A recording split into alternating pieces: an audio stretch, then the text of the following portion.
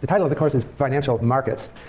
By putting markets in the title of the course, I'm trying to indicate that it's down to earth, it's about the real world, and it's about, but to me it connotes that this is about what we do in our lives. It's about our society. So you might imagine it's a course about trading, since it says markets, but it's more general than that. Finance, I believe, is as it says in the course description, a pillar of civilized society. It's the structure through which we do things, at least on a large scale of things.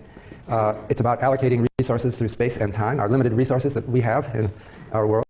It's about incentivizing people to do productive things.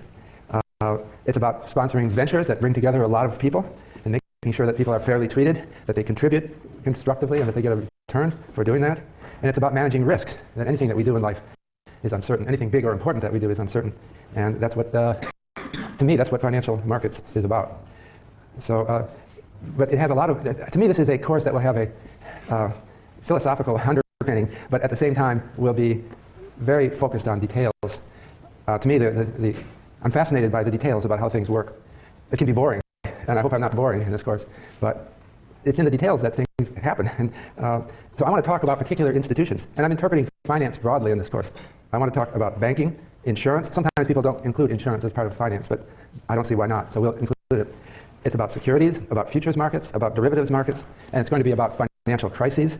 And it's also about the future. I'd like to try to think about the future, although it's hard to do so. Where are we going? This course will have a U.S. bias, since we live in the United States. I know the U.S. better than any other country. But at the same time, I recognize that many of you, or even most of you, will work outside the U.S. And so it's important that we have a world perspective, which is something I will try to, my utmost, to incorporate in this course. The world perspective also particularly matters since we have other viewers for this course, besides those people in this room.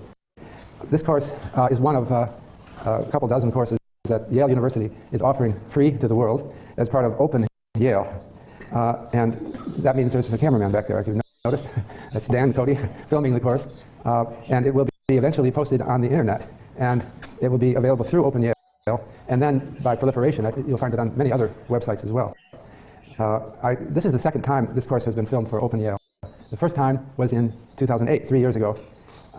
And I'm very pleased to report that I have a lot of people in every imaginable country who have watched these lectures. And I get emails from them, so I know that they're out there.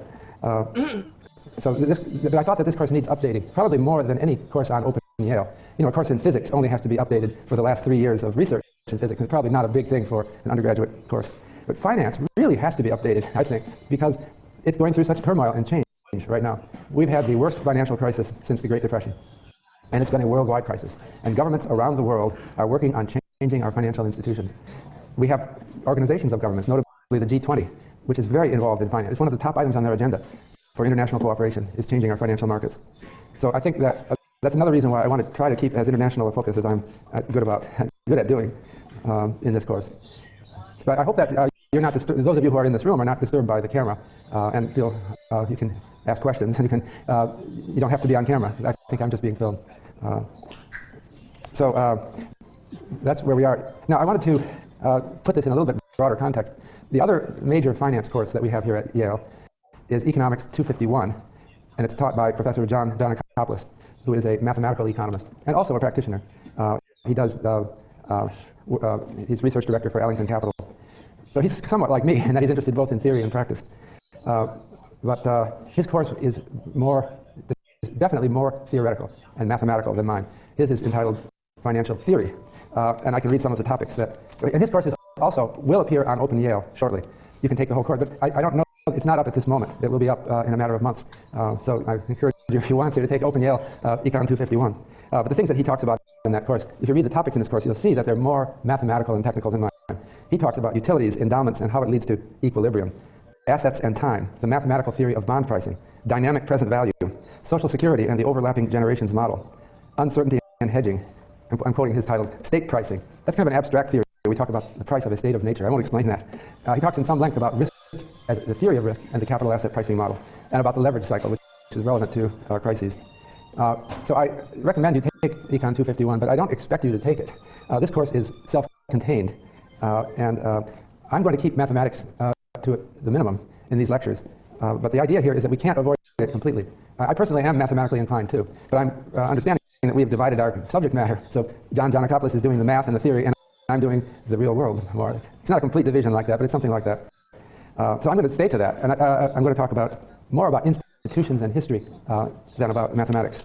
So but in order, since I know that most of you, or many of you, will not take Economics 251, what we are doing is I'll give a little indication of the mathematical principles, more intuitive, and I will. We have review sessions with our teaching assistants. We plan to have 6 of those, and those will be on a Friday in this room, and they won't be on Open Yale. Those will cover the theory, and it will be like a short form of John Akopoulos' course. And then we'll have problem sets, and there will be 6 problem sets, 1 for each of those sessions. So there will be some math in this course. I wanted to talk about the purpose of this course, clarify it. One thing is what do I imagine you're going to do with this course? Well, first of all, I pride myself that I think I teach, if I might boast for a minute, I think I teach one of the most useful courses in Yale College. At least that's the way I think about it, because this course really prepares you to do things in the world. I've taught this course, by the way, I've been teaching this course now for 25 years. I first taught it in the fall of 1985. I don't know if that's depressing or not. To me, it's great. I like to be able to keep moving ahead. I wonder what my 1985 course looked like. Unfortunately, they didn't do Open Yale, and I can't go back and look at it. But I think I've gotten more philosophical and maybe more real-world oriented as time has gone by. But the excitement I have is when I give a lot of public talks, and it's often on Wall Street. And when I do one on Wall Street, I like to ask people for a show of hands. How many of you were in my Economics 252 class? And I typically get 1 or 2 at least who raise their hands. So that's a source of pride to me that I've been able to get people. I was involved in the beginning of their careers, and I hope I instilled some kind of moral sense to what they do. But I should say I don't think that most of you will go into finance because I think that most of you have other purposes. What does it mean to go into finance? Well, it sounds like that means you would be listed as someone who is very focused on finance, but I think everyone should know finance. This should be a required course actually at Yale College, because finance is so fundamental to what we do in the structure of our lives that I don't see how you can avoid doing finance. If you want to do something big and important, maybe you don't want to do that either, so you might want to become a hermit, and then you don't need finance. But to me, I think that I like to think that many of you have a sense of purpose in life. I should say at the beginning, that sounded funny, didn't it? But what I'm saying is your purpose is not to make money. And this is one thing about finance that bothers me, is that people think that it's a field for money-grubbing people who just want to go out and make money. And I don't think so. I think it's a technology for doing things. And you don't want to be mystified by it. You don't want to, when someone talks some financial jargon, you don't want to say, I don't have a clue what that's about. Because what that's about is how we make things happen. And so, so it's, I think that, I hope that you have other purposes in life besides finance, even those of you who go into finance. But the question is whether this is a vocational course. Here at Yale College, there has been a long tradition that we are not a vocational school. I suppose you know that, that Yale is a liberal arts. We teach you the arts and sciences. I actually went to look at the charter and the act of the Connecticut government in 1701 that founded this university. This university was initially mostly a training ground for the ministry. But I actually read in the acts of the governor and company of the colony of Connecticut, Yale College is founded for the educating and instructing of youth in good literature, arts, and sciences. So I think that is the motive here for this university. And so I think it is, in some level, vocational. But it's not, vulgar vocational. I want you to think about what we're doing and how it fits into what you do for your lives. So I think of finance as a kind of engineering in a way. But it's an engineering that works with not machine, with what we call it, the technical apparatus, but with people. And so if we want to understand how to do these things, we have to get some technical apparatus under our belt. And that's what I'm going to try to do in this course. The textbook that I chose for this course is by Frank Fabozzi, who is a professor at the Yale School of Management, with 2 co-authors.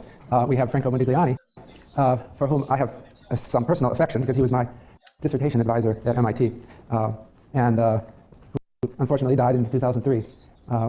And Frank Jones of a Guardian Life Insurance Company. This book is, I've also written joint papers with 2 of the 3 authors. I've written joint papers with Fabozzi and with Modigliani, research papers. But they're similar to me in many ways. They're interested in the details. I hope you get interested in the details. I find this textbook fascinating. For me, well, I first read this book when I first started assigning it. I was going on vacation with my friend Jeremy Siegel, who's at and our families, who is a professor at the Wharton School, and I brought this book as my poolside reading, and I was sitting there with this book. Other people were reading novels and fun things, but I was thinking, I don't know what they thought of me reading this textbook by the pool, but I thought, gee, this is great, because I thought I knew most of what's in here, but there's a lot of things that I still didn't know, and it was answering all kinds of questions, things you always wanted to know about real estate securities, okay, but you never found out. Well, it's all answered here. So I hope you can take that spirit in reading the textbook. That's the only book you have to purchase for this course, and it's the main work that you have. So I'm going to ask you about the details on exams. So it's not the kinds of municipal securities that we have and how the rating agencies rate them. That's part of this course. I believe the details matter, and so I'm not going to just ask you broad generalities on the exam. I can ask you the details. It's a little bit like teaching a language, right? If you're going to learning a language is really important, and you've got to learn all the words, right? There's thousands of them. It's like that. You're going to be learning the words of finance, and so I have another book also, which is actually not done yet, but you can access it through classes V2, and later it will come out as a published book. But I'm working on a book called, well, I don't know what it will be called finally. When you're writing a book, one thing you learn as an author is you can never be sure what the title of the book will be, because if somebody else uses the same title and you're done, somebody else gets to it first, you've got to change your title. But at this moment, the title of my book is Finance and the Good Society, and it won't be out. I'm not sure when it will be out. I was hoping next year, but now I'm thinking it might take longer than that. So you have something that's imperfect. I hope you'll excuse me when you look at the chapters of this book. You don't have quite all the chapters either, but I just thought it was a good thing to put it in process for you to, maybe you can, if you have ideas, you can tell me, and the book will change with your input. To me, it's a good way to write a book, is to be writing a book and teaching a class at the same time on the same topic. And it's more social. You just sit in your office and write, and you end up feeling sterile. So this makes it more alive to me to do that at the same time. But I'll tell you what my book is about. The title that I now have, Finance and the Good Society, may sound to some people like an oxymoron, because they're kind of incompatible. People are angry about finance these days. We've had, and this is going to be an important part of this course, we've had the worst financial crisis since the Great Depression of the 1930s, and it's been a worldwide financial crisis, and it isn't over yet, or it's not clear that it's over yet. And people are angry. People are angry about finance. People who seem to be getting rich, often it seems at the expense of others, or they seem to be lobbying their governments to give them breaks and bailouts, and they walk home with billions of dollars. Something seems immoral and wrong. But I'm sure some immoral things are happening. But I don't think that finance as a whole is wrong. And I think of it as a noble profession. So I wanted to try to put it in perspective. And it's especially important when talking to young people like yourselves, because you're launching out on a career. And I want that to be a moral and purposeful career. And I want to put finance into perspective. So the theme that I want to develop in my book is that we live in a capitalist world now. And this world is increasingly built on finance. Some people call it, we're living in the era of financial capitalism. We have these big multinational institutions that are owned by huge numbers, maybe millions of shareholders, dispersed all over the world. And what makes the whole thing work and click? It's the financial arrangements. So I think that the world is discovering the importance of finance. When I go to a foreign country and give a talk, I find that people are generally, it doesn't matter what country, they're generally very interested in finance, because they think that our modern financial techniques are part of what's making so many places in the world grow at rapid rates now. We're living in a time in history when the developing world is exploding with growth. And these countries that are doing that are countries that are adopting modern finance. So I want this to go right, and I want this to be developing a good society. By good society, I mean a just and fair society that allows people to develop their talents and expertise. So another thought I had was that the field of finance, let me give you another slide. I like to compare, I said I view this course as one of the most important courses in Yale College, at least from a standpoint of your lives and careers. I wanted to compare finance jobs with jobs, and I don't mean to put down other departments, but at least vocationally, let's put this in perspective. I wanted to compare jobs in finance with jobs in other fields. So this is a chart that I constructed using data from the Bureau of Labor Statistics. And what it has is the number of people in various occupations in 2008 and their projections for the same in 2018. So the red bar is for 2018, and we'll emphasize that because you'll be just getting into your careers when that comes. So it says if you look at financial analysts in the United States, there's almost 300,000. Financial managers, it's over 500,000. Personal financial advisors, 250,000. All right, these are people who specialize entirely in one form of finance or another. But compare that with economists. Look at that. What is that, about 20,000? I think they're excluding professors, but just economists out there. Not very many. How about astronomers? Okay, I can't even read that. I love astronomy, by the way, but I think I made the right choice when I decided, well, I shouldn't say that, you never know. We all have to do something different. And you could become an astronomer, but there aren't many jobs in astronomy. Sociologists, political scientists, just not many compared to this. Is just enormously bigger, or mathematicians. I also put one oddball field down here. massage therapists, okay? The number of massage therapist jobs outnumbers any of those other fields by, 20, 100 to 1. So this is the kind of disappointment that people face. You go to the college or university, and this is very much on my mind. You go to the university and you develop special skills, and you leave, and then you end up driving a taxi. And that doesn't mean that I want to become vocational. I mean, I don't want to just train you for a job, but I want to be relevant. And it seems to me that I can be relevant in talking about finance. And so that's the basic core that I wanted to get. So one thing that I mentioned before, that people think that finance is the field for people who want to get rich, okay, who want to make a lot of money. Well, I think that's right, actually. I don't advise you to take that as your, but I wanted to talk about that a little bit. So one thing that you'll note, Forbes magazine has an annual list of the 400 richest people in America. So I looked at that list. Who do you think they are? I mean, most of you probably have not read this list. You might think that, well, who makes a lot of money? Well, it's athletes, football players, right? Baseball players, and who else? Oh, movie stars, right? They make a lot of money. So how many do you think of those are on the Forbes 400 of the richest people in America? Well, as I read the list, I didn't see a single movie star or a single athlete. There is, it depends on how you define it. Oprah Winfrey is on the list, okay? You've heard of her. She's an entertainment, in the entertainment business. But you know, she's also a finance person. She runs big businesses. She's into making things happen. And I can assure you that she knows finance, at least some basic finance. Because finance gets you to build organizations. That's how it's done. And it means raising capital to make things happen on a big scale. You know, no athlete is as powerful as one of these random guys on the Forbes 400 list. It's interesting. I looked down the list and I didn't spot a single Nobel Prize winner. Okay, maybe I missed one. I looked for best-selling authors. I found one, Bill Gates, who wrote a book called The Road Ahead. But there are not many best-selling authors either. What do they have in common? Now, about a third of them just inherited it from their parents. But most of them did it themselves. They just made huge sums of money. What do they do? Well, they're typically in some boring line of business. They make something, but they're doing it on a vast scale. And so that means they're making deals, they're putting things together, they're buying companies, they're absorbing other companies into theirs, and there's something powerful about an ability to do that. And I think that it's good for you to understand and appreciate that. And so that's, by the way, Forbes has another list called the Forbes Celebrity 100. And to be on that list, you have to be a celebrity. It's a completely different list. You know, Oprah is on both lists, but she's practically the only one. Steven Spielberg is on both lists, I think. He makes movies. But he has a whole company called DreamWorks, and he finances all kinds of movies, so he's a business person as well.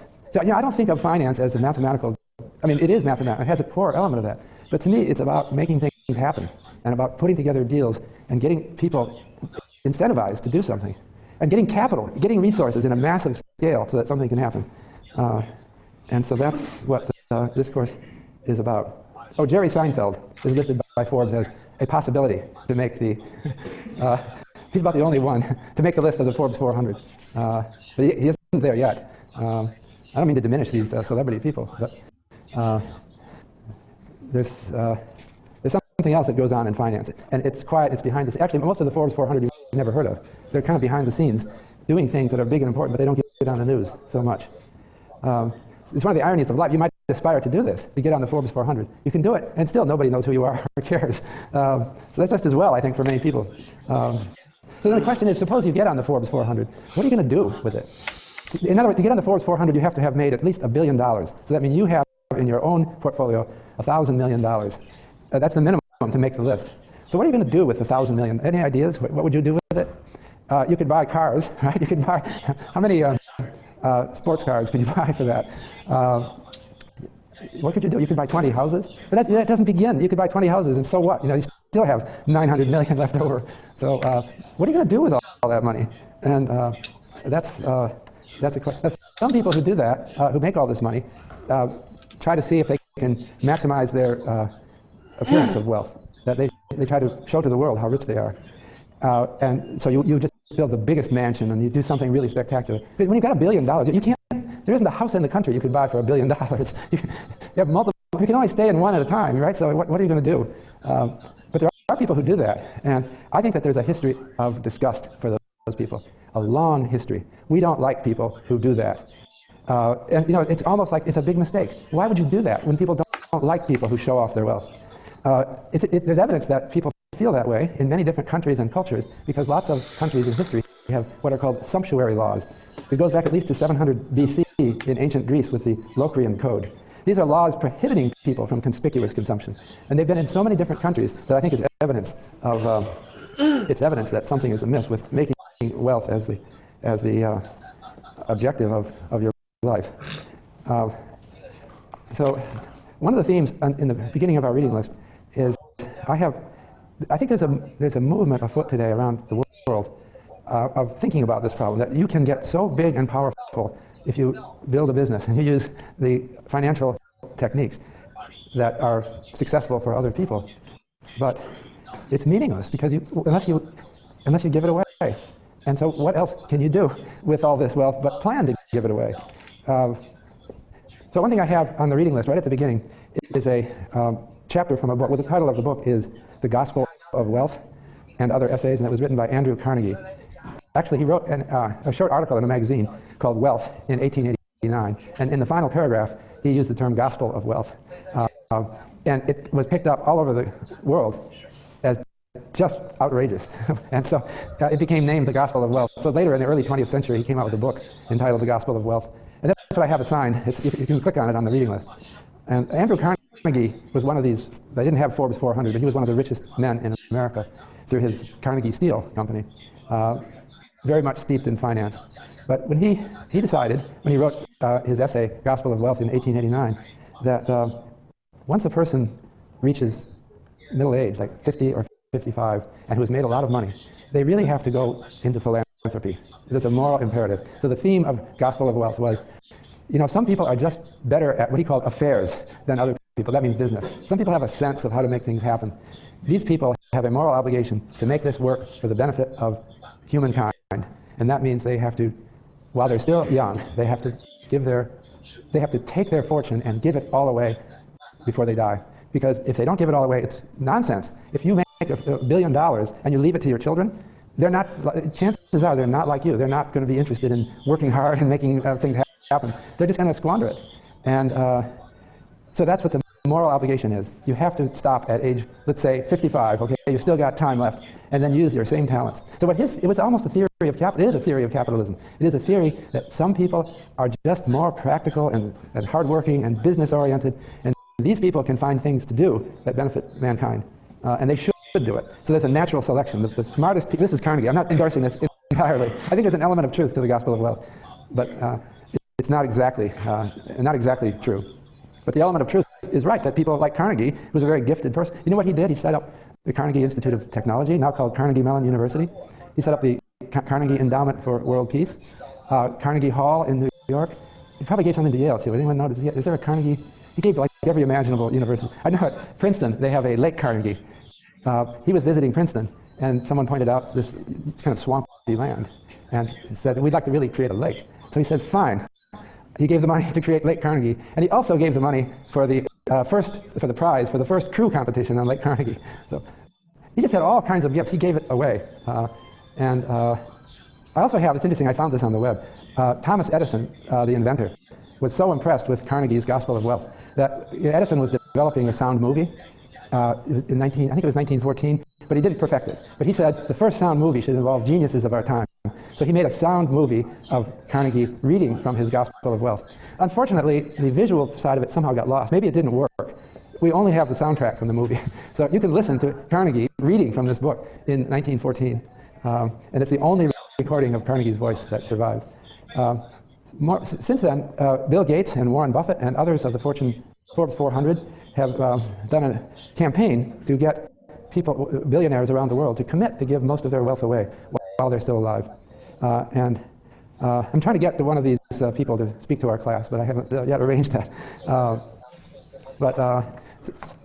also have on the website a review from 1890 of Carnegie's original essay from a California newspaper, and they were so negative. They said, Carnegie thinks that making wealth and giving it away is a noble cause. They said that cannot possibly be right. These people are not, who make money, are not the most enlightened and smart people in our world. So I think that the truth lies somewhere in between. But we do have a society now where people, we have an increasing concentration of wealth at the top. And I don't know what we're going to do about this. This is a trend that may continue. And so this is the thing I want to think about in this course. I don't think finance necessarily does this. It may be a bubble, that there is currently a bubble in financial careers, and that you are going to be disappointed because 20 or 30 years from now, if you go into a finance-related field, you'll find that it's not as lucrative as you hoped. That kind of happens, right? When a field becomes known for having a lot of successful people, then more young people go into it and they swamp the field. On the other hand, I think it will always be true that just because of the power of the technology, the top wealthiest people in the world will be finance-related, and I think that they will have a moral obligation to give this away, to give their wealth away in a productive way. I have several outside speakers, and I try to bring in people that are connected to the world in a positive way. I'm trying to bring in inspirations for you as outside speakers. And they're people who are in finance, but who are not selfish. They may be rich, but they are good people. So the first person that I'm going to bring in, as I've done in previous years, is David Swenson, who is Chief Investment Officer for Yale University. Swenson also teaches a course, Economics 450, with Dean Takahashi, which you might want to take. But I have him here just for one lecture. And what Swenson has done is turn the Yale endowment into a huge number. He came to Yale in 1985, and at that time Yale had less than $1 billion in its endowment. Swenson is the most successful university endowment advisor, or manager of the United States. He turned less than $1 billion into $22.9 billion in 2008. The financial crisis hit, and the endowment fell, but as of June of 2010, it was still $16.7 billion. So, you know, he has done so much to make Yale a success, but it matters. That's a lot of money, and it's all for a good cause. Now, I believe Swenson is a good person. I think he turned down opportunities to make much more on Wall Street because he is known as he's continually turning them down. He's known as an investment genius. He can command huge salaries and bonuses if he wanted to, but he stays here with Yale. I don't think that people in finance are money grubbers, and this is an example of someone who is not. The second speaker I have is Maurice Hank Greenberg, who founded AIG. It started out with in 1962. In 1962, he was put in charge of North American operations of the American International Group, an insurance company, which was then failing. The head of the company, C.V. Starr, put him in to try to turn the company around. He turned it in over many years as CEO of AIG into the biggest insurance company in the world. And he ran it until 2005. The company, have you heard of this? AIG, you must have heard of this. In the recent financial crisis, it has encountered some problems. And in fact, it was the biggest bailout of all. It was bailed out by the US government. And there's a scandal about that because the bailout was so huge. It was in the hundreds of billions. Record-setting bailout. And some people are angry with Greenberg. But I think that's completely unfair because it all happened after he left AIG. And the problems were in a particular unit within AIG that he was not really responsible for. But Greenberg is a person who has, I think, a moral purpose that I want to illustrate for you. He's been criticized. Anyone who does business on that scale is going to be criticized for being too tough or too aggressive at times. But he's a very involved person. He is the vice chairman for the Council on Foreign Relations, which is a think tank that thinks about the United States and its place in the world. It's a very important think tank. He's also a major philanthropist, and he's given to Yale. Notably, he gave the Greenberg Center, which is part of right next to the Center for Globalization, a beautiful new building. So he has agreed to come. I'm very pleased to have him. The third outside speaker that I have now is Laura Cha, who is although she won't be here in person, we're going to have her image up on the screen because she is in Hong Kong, and she is a non-official member of the Executive Council of Hong Kong. She's a member of the government of the People's Republic of China at the vice ministerial rank. She's the first non-Chinese delegate to the National People's Congress representing Hong Kong, and has been vice chair of the China Securities Regulatory Commission. So she is very involved in finance. She's also been affiliated with Yale and helped some of our initiatives. So she'll have to get up very late at night, I think, to be on for 9 in the morning for us from Hong Kong. I might get one or two other speakers but that's where it stands right now. So I wanted also to tell you about our teaching assistants. We have 4 teaching assistants now. We might get another, but at this point. The first is Oliver Bunn, who is from Germany, University of Bonn, and is a PhD student in economics. He's also our head TA, who coordinates the whole operation. And then we have the second one is Elon Fuld from the United States, and he's doing an interesting study of the pizza delivery industry. It sounds funny, but it's an interesting application of economic theory to very much the real world. Bilge Karaman is from Bilkent University in Turkey, and she's interested in behavioral finance. That means, I should have said this, it's also an interest of this course. I've skipped by it in my notes. Behavioral finance is the application of psychology, sociology, and other social sciences to finance. I don't know how I omitted mentioning that. It's about people in finance. Well, I didn't really completely omit mentioning that. You got the sense that I'm interested in people. But there's been a revolution in finance over the last 20 years. 20 years ago, finance was thought of in academia as an essentially mathematical discipline, that and nothing more. Well, maybe I'm exaggerating a little bit. But what's happened since then is people think of finance as involving psychology. We have to bring people with knowledge of human beings in. And so her dissertation topic has a major theme of it is how mutual funds operate. Mutual funds are companies that offer investment vehicles to the general public. And she finds that the mutual fund companies have complicated fee schedules, and they offer different choices to people. And what sense does this make? Why are all these different choices? And you look at the fee schedules and you think, it's just like your cell phone plan, right? It's got different choices, and you don't know which one I should take. Why are they doing all this? Well, she tries to analyze what's going on, and she finds that sometimes it seems like clients are steered toward a fee schedule that's really not in their interest, and that the mutual fund managers are doing some things that maybe we don't want them to do. Maybe it's not ideal. They're pushed by competitive pressures into offering products that are a little bit manipulative of people.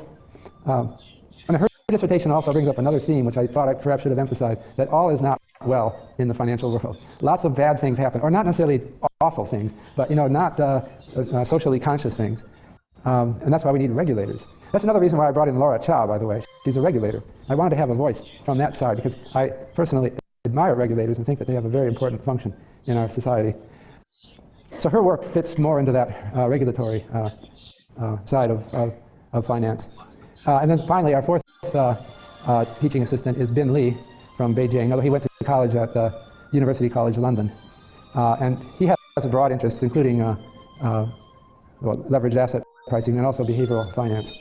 So those are the teaching assistants. Let me just give a brief outline of the course. There are 20 lectures that I'm giving in this course. This is the first. And let me just go through what's the content of these lectures. Maybe. So lecture 2, that would be on Wednesday of this week. I want to talk about the core concept of risk and also about financial crises. So one reason why I wanted to update this course with Open Yale this year is because I wanted to talk about the financial crisis that we've been through.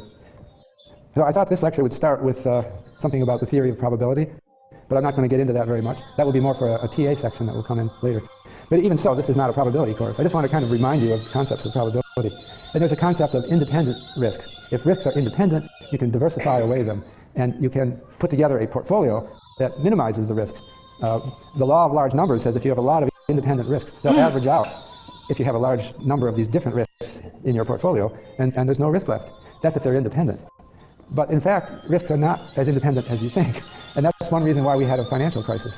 And so a lot of people were making plans based on portfolio theory in finance, but the plans assumed that there won't be a crisis, that maybe one of our investments will go bad, but they can't all go bad, or a large number of them can't go bad. So that was a failure of the independence assumption in finance. That failure created the financial crisis that we've been through. It was a near miss onto another Great Depression. The financial crisis that began in 1929, I'll talk about that briefly in that lecture, started with the stock market crash of 1929, and the economy spiraled down until 1933. It just kept getting worse and worse. More and more bankruptcies, more and more layoffs. So by 1933, 25% of the US population was unemployed. And it wasn't just the US, it was all over the world. It was a horrible crisis. And we didn't get over that crisis until World War II. it's like we couldn't get out of it. The crisis got so bad that nobody in the world could figure out what to do. And I think that part of the reason we had World War II was because of the anxieties and animosities caused by this massive unemployment. Well, we got out of it because World War II created a huge stimulus program. I mean, like, they drafted all the unemployed and made them fight. What an awful outcome, but that's what happened. It's terrible. And so this time, we saw the beginnings of a similar crisis. We saw crashes in the stock market and the real estate market. We saw bankruptcies appearing. We saw runs on banks. And this time, the government decided on a controversial bailout package.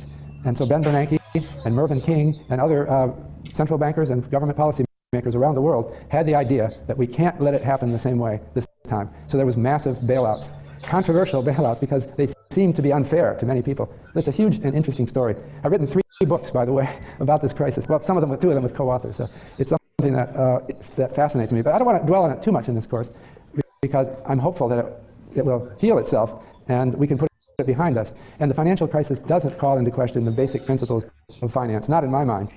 The vulnerability to a crash that we see in financial markets is like the same thing as the vulnerability to crash of airplanes. Airplanes crash from time to time. You must know that when you get on one. But that doesn't mean we shouldn't have airplanes. And I think the financial system is advancing the world with such speed and such impressiveness that this crisis is just a blip on the screen of that. And not something I think we should worry too much about. The third lecture is about technology and invention in finance. Finance is a technology just like engineering or mechanical engineering. It has principles, it has techniques, and it involves inventing of details. That is, financial institutions are complicated. They're complicated the same way automobiles or airplanes or nuclear power reactors are. You can see this complexity if you read some of the documents that are associated with a modern corporation. There's a lot there, and the way the cash flows are divided up among different people, involving options and derivatives and other complicated financial instruments are part of the technology. And this technology is advancing, and it will advance a lot over the time of your career. I don't have an ability to predict the future with any accuracy, but I want to try to think about what we can say about the future. I wrote a book in 2003 called New Financial Order, and it was my take on the future. But the problem is, nobody really knows the future very well, it's impossible to. You kind of have to just invent it or dream about what it might be like. That's what I did. I kind of thought about principles of financial theory and where they might go with the advance of information technology and the globalization of the world. So I have just a chapter from that for that section of the course. Then lecture 4 is about portfolio diversification, how risks are spread. And we'll talk briefly about the capital asset pricing model. Now again, the capital asset pricing model is a mathematical theory of diversification, a very important theory, and it's something that John Giannakopoulos will cover with more rigor in Econ 251 that I already mentioned. But for me, I will talk briefly about the capital asset pricing model, and our teaching assistant will give a section on it. But I want to also think about, since this is of course about the real world, I want to think about financial institutions. And so many of our institutions are offering diversification, one way or another. And so again, I want to talk about the real world component of this. The 5th lecture is about insurance. The insurance industry developed over the century. It goes actually all the way back to ancient Rome, but only minimally. People didn't have the concepts until the 1600s, when probability theory was invented. There was an intuitive concept, like, sure, I could start an insurance company, I could put together a lot of insurance policies and charge for them, and probably I won't, just some intuitive sense about law of large number or independence of risk. Probably I'll be okay, and I can make good on the policies I wrote. But it was never clear until probability theory was developed. Since then, it's been growing, and it's becoming a bigger and bigger part of our lives. And I think that insurance is actually a lifesaver. I'll give you one example. You note that in the earthquake in Haiti, was that about a year ago, there was a tremendous loss of life. But the earthquake in San Francisco, decades earlier, was of the same magnitude and had very little loss of life. Also, the loss suffered by people in terms of destruction of their homes and their office buildings was vastly higher in Haiti. Well, it turns out that Haiti, a less developed country, didn't have much of the modern insurance industry, so that people were uninsured against risk of collapse of their structure, and you didn't have insurance industries going in and policing building codes. If the insurance company is liable to the risk, then they go in and say, we won't insure you unless you fix this. Since it didn't happen, so many people died. I think that Haiti will come along. There is already a Caribbean insurance initiative that was starting. We want to see the developing world get these institutions. I want to try to give a sense of the reality of that we tend think of Haiti as an opportunity for our charity, and a lot of us gave money to help these people. But charity doesn't work on a big enough scale. Going around to people on the street and asking them to give money to help the Haitian earthquake victims, it doesn't amount to a lot. What really becomes big and important is the insurance industry, which is doing the same thing as a business model. And that's the real world, and it matters enormously. The sixth lecture is about efficient markets. This is about a theory that developed in the 1960s that financial markets are wonderfully perfect. I'm saying I'm a little bit skeptical of this theory, although I think it has an element of truth. Efficient markets theory is the idea that you really can't make money by trading in financial markets because the markets are so competitive that the price is always pushed to an optimal level that incorporates all information that anyone could ever have about the security. And the theory has been that it's hopeless to try to invest and beat the market. Well, I think there's an element of truth to that, but it's not quite true. And people like David Swenson are counterexamples. That it is possible for professional money managers to beat the market. And that's something I want to think about and talk about in that lecture. Lecture 7 is about debt markets. And it's about, we have a lot of money that's lent. The Federal Reserve manages these markets. It tries to coordinate the markets through open market operations and through what now is called quantitative easing. But the markets are huge and international. They involve errors that people make. A lot of people get overly indebted and make mistakes over their lives. But they also offer opportunities. That debt markets are fundamental to the things we want to do in our lives. For example, when you are a little bit older, many of you will want to buy a house, right? But you won't be in that point in the life cycle when you have the money to buy a house, most of you. So you'll be borrowing. It's elementary. You take out a mortgage. That seems obvious, but still today, in many countries of the world, the mortgage market is not very developed, and you can't do that. So there's a good side to borrowing as well as a bad side. I want to put it in perspective. Again, our review session, we'll talk a little bit somewhat with our teaching assistant about the mathematics of debt. Lecture 8 will be about the stock market. Again, I think of the stock market not as something that we're going to beat. I think it's something that is an invention to motivate people, to get people working together. So the basic idea of a stock investment, you and your friends want to set up a company, okay? How do you do that? Well, the company needs money to start. So somebody's got to contribute capital. Well, some of you have more money to contribute than others, so you should have a bigger share in the company. Some of you have no money at all to contribute, but you're going to contribute your time and energy. So you want to give a share in the company to these other people as well in order to incentivize them. So you devise a whole scheme to set up a company that involves the creation of stock. And then you start trading the stock, and then it gets all the more interesting. And then there are options on these stock certificates. But it's all for a purpose. The purpose is to make some enterprise happen. And it really is important that we have these institutions. If you don't have them, your little group trying to do something is going to fall apart. Someone's going to get angry and leave. It's just not going to work.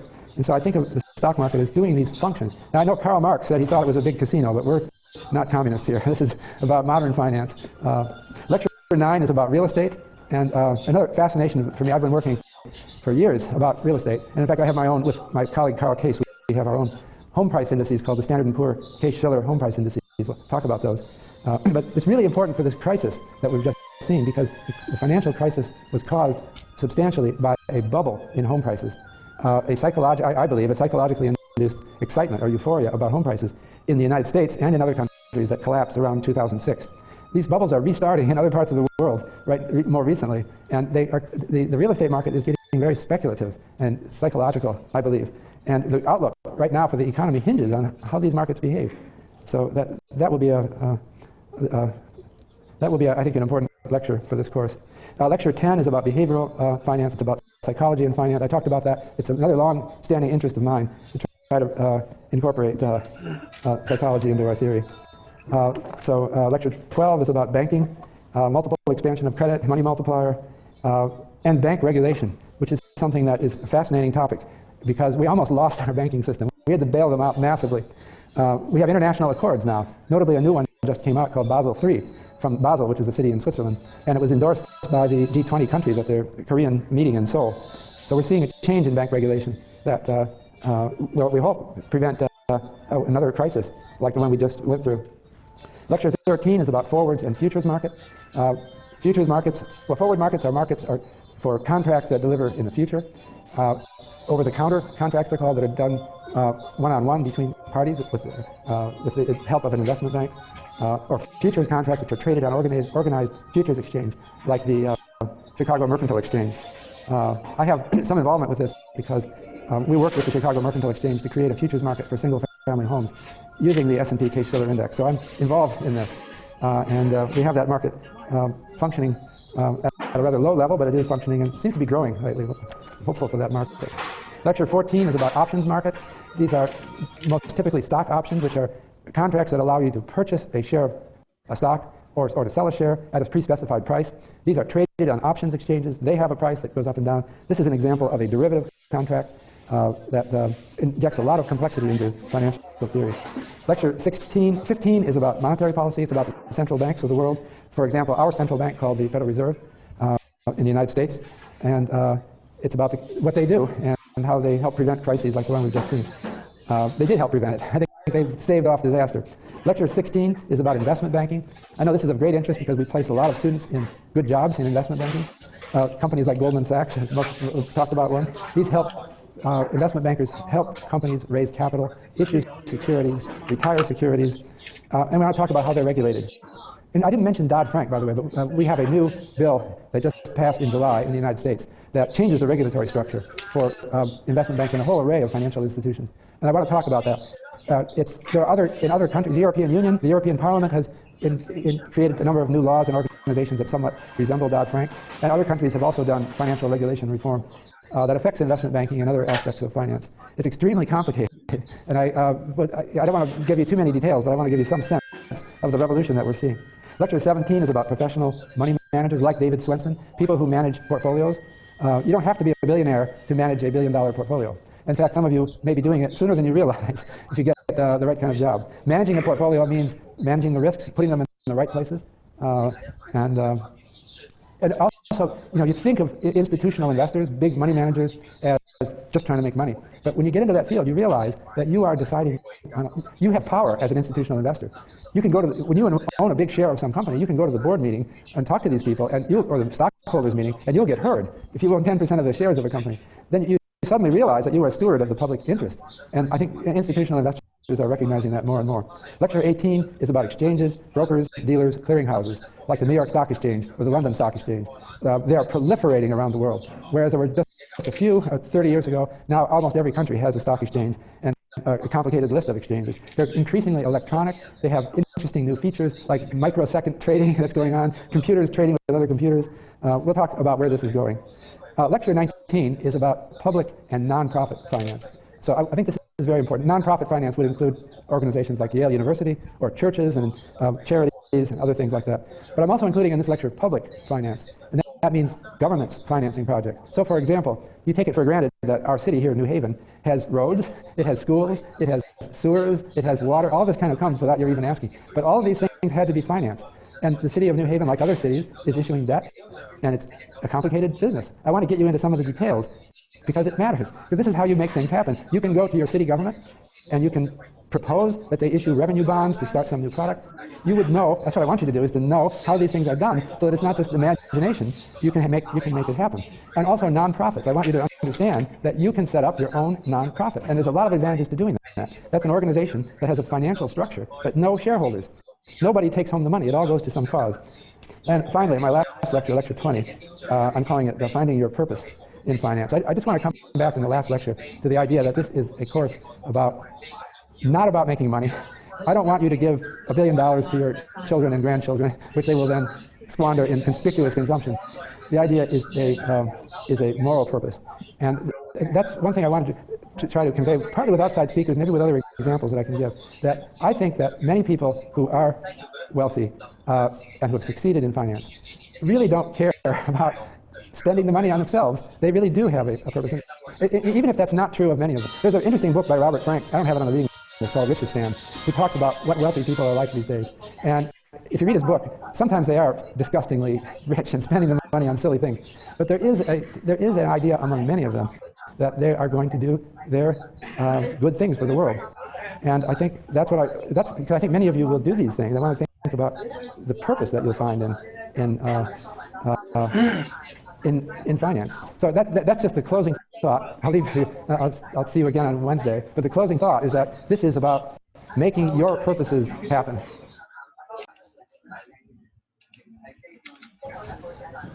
Probability. I don't think many of you have taken a course in probability theory.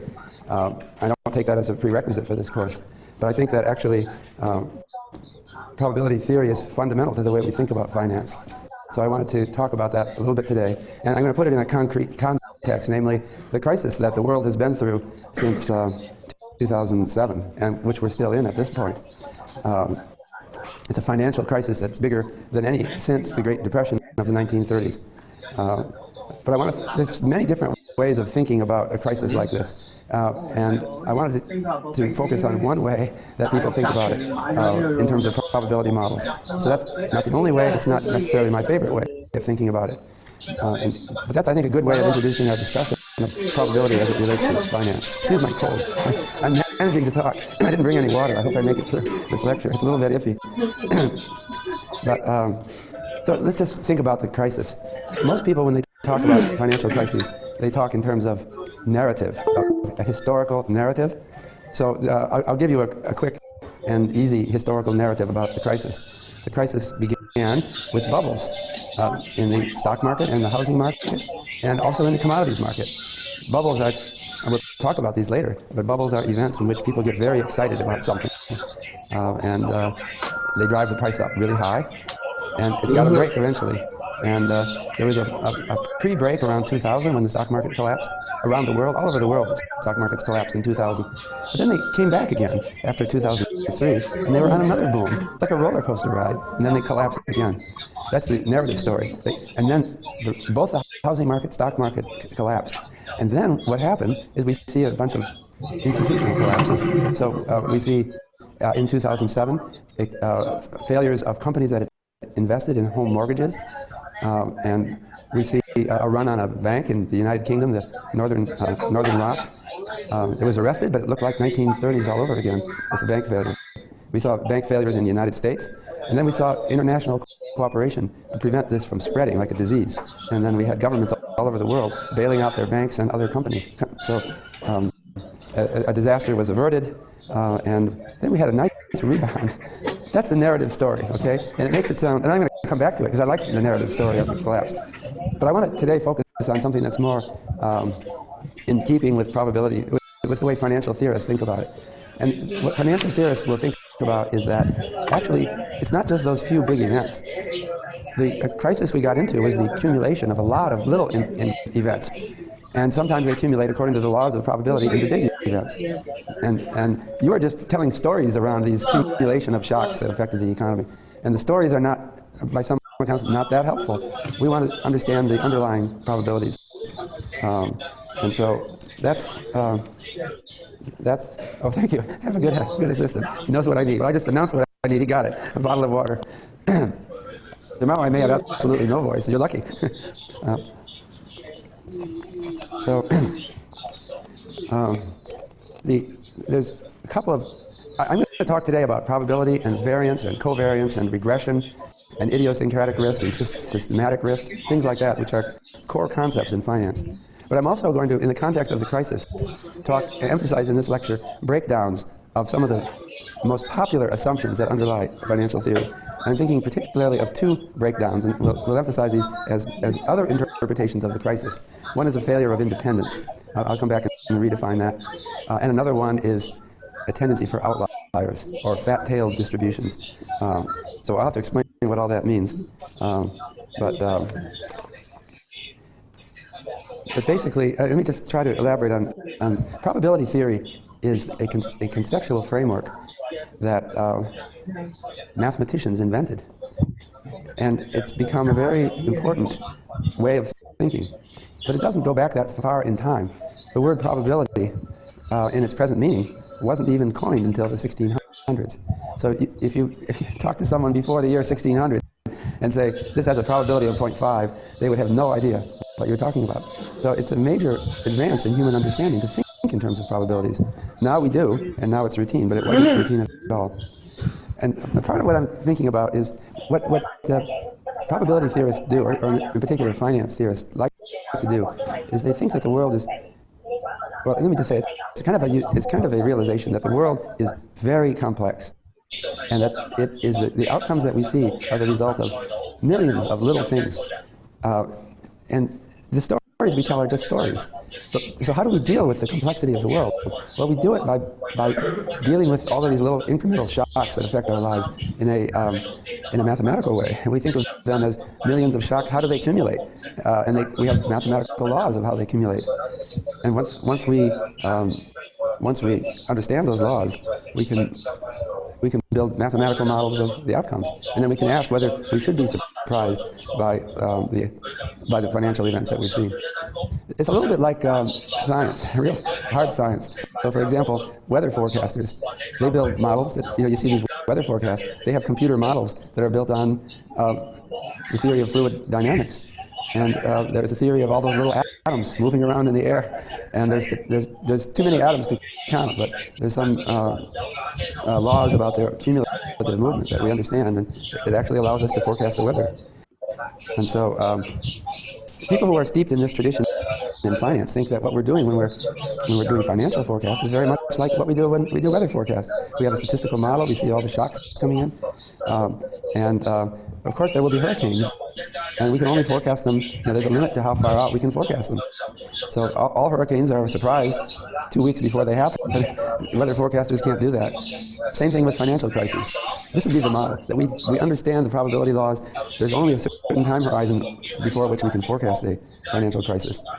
That isn't exactly my view of the situation, but I'm presenting a view this time which is very mathematical and probability theory oriented. So let me get into some of the details. And again, these are going to be recovered in the review session that Elon Fold, one of our teaching assistants, will do. So I have just slides with some of graphs and equations, but that's not Elon Fold. So I want to start out with just the concept of return, which is in finance is the most basic concept that, and I forgot the term I'd like right now. When you invest in something, you have to do it for a time interval, and I'm writing the return as one time period. T is time, and so it could be year, or it could be month, or it could be day, and we're going to number these.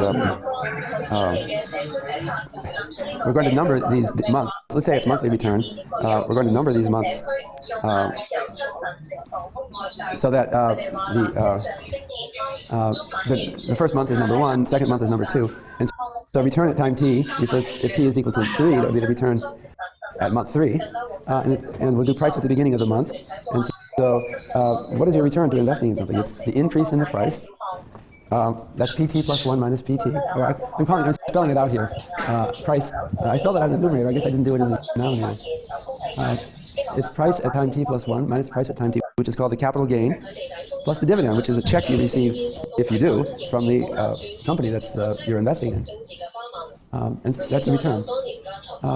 We have something else called gross return, which is just 1 plus the return. Returns can be positive or negative. They can never be less than minus 100%. In a limited liability economy that we live in, the law says that you cannot lose more than the money you put in, and that's going to be our assumption. So return is between minus 100% and plus infinity. And gross return is always positive. It's between 0 and infinity. Now, what we're going to do this is the primary thing that we want to study, because we are interested in investing and in making a return. So we want to do some evaluations of the success of an investment. So I want to now talk about some basic statistical concepts that we can apply to returns and to other random variables as well. And these on this slide are mostly concepts that you've already heard. This is expected value. This is the mathematical expectation of a random variable x, which could be the return or the gross return or something else, but we're going to substitute something else. We're going to substitute in what they are. So the expectation of x, or the mean of x, mu sub x is another term for it, is the weighted sum of all possible values of x, weighted by their probabilities. And the probabilities have to sum to 1. They're positive numbers that are, or 0 or positive numbers reflecting the likelihood of that random variable occurring, and that value of the random variable occurring. So I have here, there's an infinite number of possible values for x, and we have a probability for each one, and the expectation of x is that weighted sum of those, weighted by probabilities of those possible values. This is for a discrete random variable that takes on only a countable number of values. If it's a continuous random variable, if x is continuous, then the expectation of x is an integral. of the probability density of x times x dx. I'm just writing that down for you now because it's for completeness, but I'm not going to explain or elaborate that. But basically, these two formulas here are measures of the central tendency of x. Okay, it's essentially the average of x in the probability metric that we have up here. But this formula is something we use to estimate the expected value of x, and it says that, and this is called the mean or average, which you've learned long ago. If you have n observations on a random variable x, you can take the sum of the x observations, the summation I equals 1 to n, and then divide that by n. That's called the average. So what I want to say is that this is the average, or the mean, or sample mean, when you have a sample of n observations, which is an estimate of the expected value of x. So for example, if we're evaluating an investor who has invested money, you can get n observations, let's say n annual returns, and you can take an average of them. And that's the first and most obvious metric representing the success of the investment, if x is the return, okay? People are always wanting to know, they're looking at someone who invests money, is this person a success or not? Well, this is the first and most obvious measure. Let's see what the person did on average. You were investing for, let's say n equals 10 years. Let's take the returns you made each year, add them up, and divide by 10, and that gives us an average. I put this formula down as an alternative because it's this is called the geometric mean. This is the arithmetic mean. This is the geometric mean, and you're probably not so familiar with that because it's a different concept. The geometric mean, instead of adding your n observations, you multiply them together, but you form a product of them. And then instead of dividing by n, you take the nth root of the product. And so that's a formula that's used to estimate the average return of a portfolio of investments, where we use gross return for x, not just the simple return. This geometric mean makes sense only when all the x's are non-negative. If you put in a negative value, you might get a negative product. Then if you took the nth root of that, that would be an imaginary number. So let's forget that. We're not going to apply this formula if there's any negative numbers. But it's often used, and I recommend its use in evaluating investments, because if you use gross return, it gives a better measure of the outcome of the investment. So think of it this way. Suppose you invested money with some investment manager, and the guy said, I've done a wonderful job at investing your money. I made 50% one year, I made 30% another year. Oh, and by the way, I had one bad year, it was minus 100%. Okay. So what do you think of this investor? What do you think about it? If he made 50% one year, and then 30% another year, and then he lost everything. That dominates everything, right? If you have a minus 100% simple return, your gross return is 0, okay? So if I put in a 0 here to any of the x's, right? This product will be 0. Anything times 0 is 0. And I take the nth root of 0, and what's that? It's 0. So if there's ever a year in which the return is minus 100%, then the geometric mean is 0. That's a good discipline. This obviously doesn't make sense as a way to evaluate investment success. Are you following with me on this? Because you care a lot if the guy wipes you out. Whatever else is done after that doesn't matter. So that's why we want to use the geometric return. So we have these are all measures of central tendency. That is, what is the central result? Sometimes the investor had a good year, sometimes the investor had a bad year, but what was the typical or central value? So these are a couple of measures of them. But we care more than just about central tendency when evaluating risk. We have to do other things as well. And so we want to talk about, and this is very fundamental to finance, we have to talk about risk. What could be more fundamental than risk for finance? So what we have here now is a measure of variability. And the upper equation here is something called variance. And it's equal to the weighted average of the x random variables squared deviation from the mean, weighted by probabilities. Okay? All it is the mean squared, the expectation of the square of the deviation from the mean. The mean is the center value, and the deviations from the mean are, whether they're positive or negative, if you square them, they become positive numbers. And so that's called variance. So for example, if the return tends to be plus or minus 1% from the mean return, say the mean return for an investor is 8% a year, and it's plus or minus 1%, then you would see a lot of ones when you square the deviation from the mean, and the variance would probably be 1. And the standard deviation, which is the standard deviation is the square root of the variance, and it would also be 1. Okay, this is a very simple concept. It's just the average squared deviation from the mean. The estimate of the variance, or the sample variance, is given by this equation, and it's s squared of x is just the sample mean. You take the deviations of the variable from its sample mean. You have n observations. Say someone has invested money for 10 years. You take the average return for the 10 years, and that's x bar. And then you take all 10 deviations from the mean and square them. And then divide by n. Some people divide by n minus 1, but I'm just trying to be very basic and simple here, so I'm not going to get into these ideas. Then the next thing is covariance. And we're getting through these concepts. They're very basic concepts. Covariance is a measure of how two different random variables move together. So I have two different random variables, x and y. So x is the return on, let's say, the IBM Corporation, and y is the return on General Motors Corporation. And I want to know when IBM goes up, does General Motors go up or not? So a measure of the co-movement of the two would be to take the deviation of x from its mean and times the deviation of y from its mean, and take the average product of those, and that's called covariance. It's a positive number if when x is high relative to its mean, y is high relative to its mean also. And it's a negative number if they tend to go in opposite directions. If GM tends to do well when IBM does poorly, then we have a negative covariance. Because if one is above its mean and the other is below its mean, the product is going to be a negative number. And if we get a lot of negative products like that, it means that they tend to move opposite each other. And if they are unrelated to each other, then the covariance tends to be 0. And this is the core concept that I was talking about. Some idea of unrelatedness underlies a lot of our thinking in risk.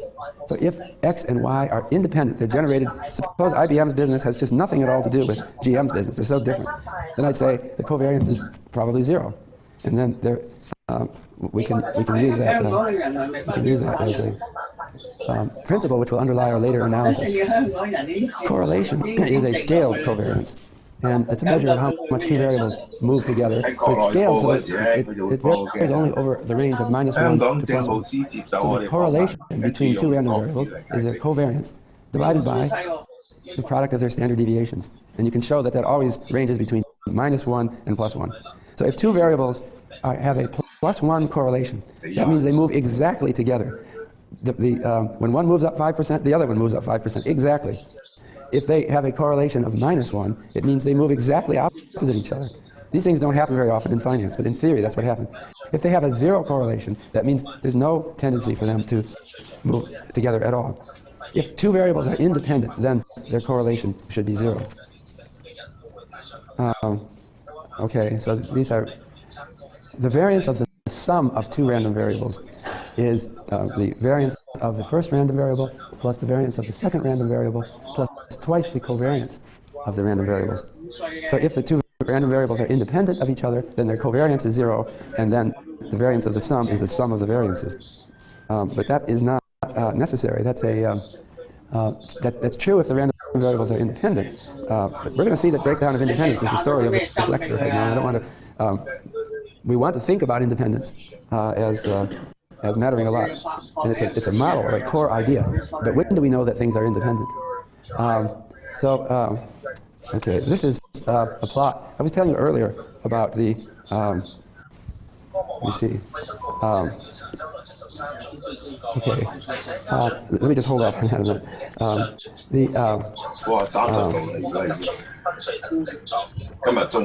Well, I'll tell you what that was. That was a plot of the stock market since from 2000 to 2010 in the U.S. And I'm going to come back to that. These are the crises I was telling you about. This is the decline in the stock market from 2000 to 2002 or 3, and this is the more recent decline from 2007 to 2009. Those are the cumulative effect of a lot of little shocks that didn't happen all at once. It happened over years, and we want to think about the probability of those shocks occurring, and that's where I am going for. What I want to talk about is the core concept of independence leading to some basic principles of risk management. The crisis that we've seen here in the stock market is the accumulation of, you see all these ups and downs in the stock market? And then all these ups and downs on the way up. There were relatively more downs in the period from 2000 to 2002. And there were relatively more ups from the period 2003 to 2006. But how do we understand the cumulative effect of that, which is what matters? We have to have some kind of a probability model. The question immediately is, are these shocks that affected the stock market, are they independent, or are they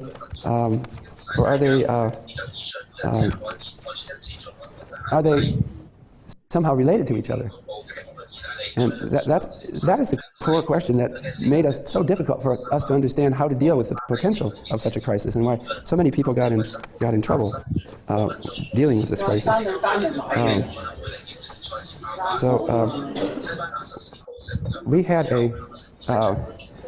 We had a big financial crisis in the United States in 1987 when there was a stock market crash that was bigger than any before in one day. We'll be talking about that.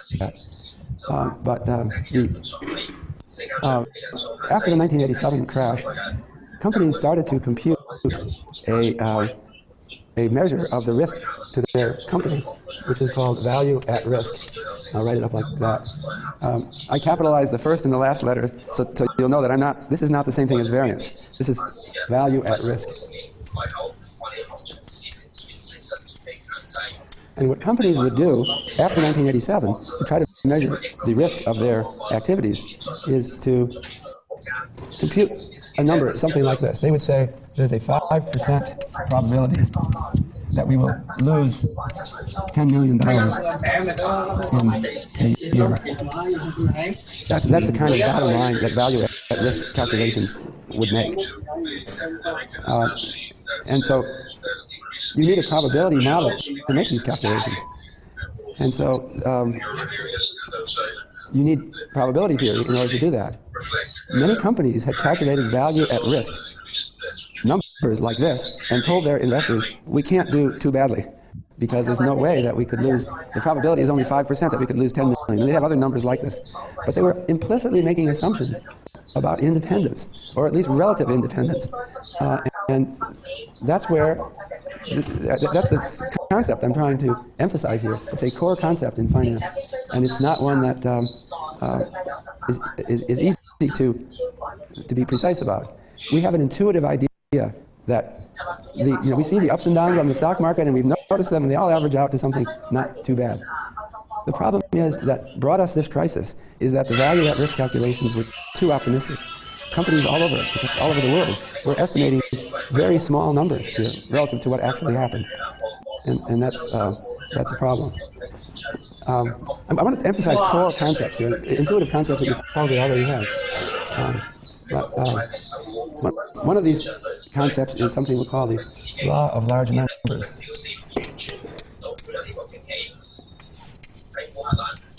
Okay, and the law of large numbers says that, and there's many different ways of formulating it, but putting it in its simplest form, that if I had a lot of independent shocks and average them out, on average there's not going to be much uncertainty.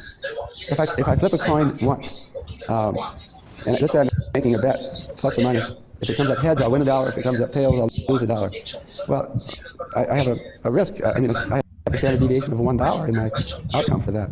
But if I do it 100 times and average the result, there's not going to be much risk at all.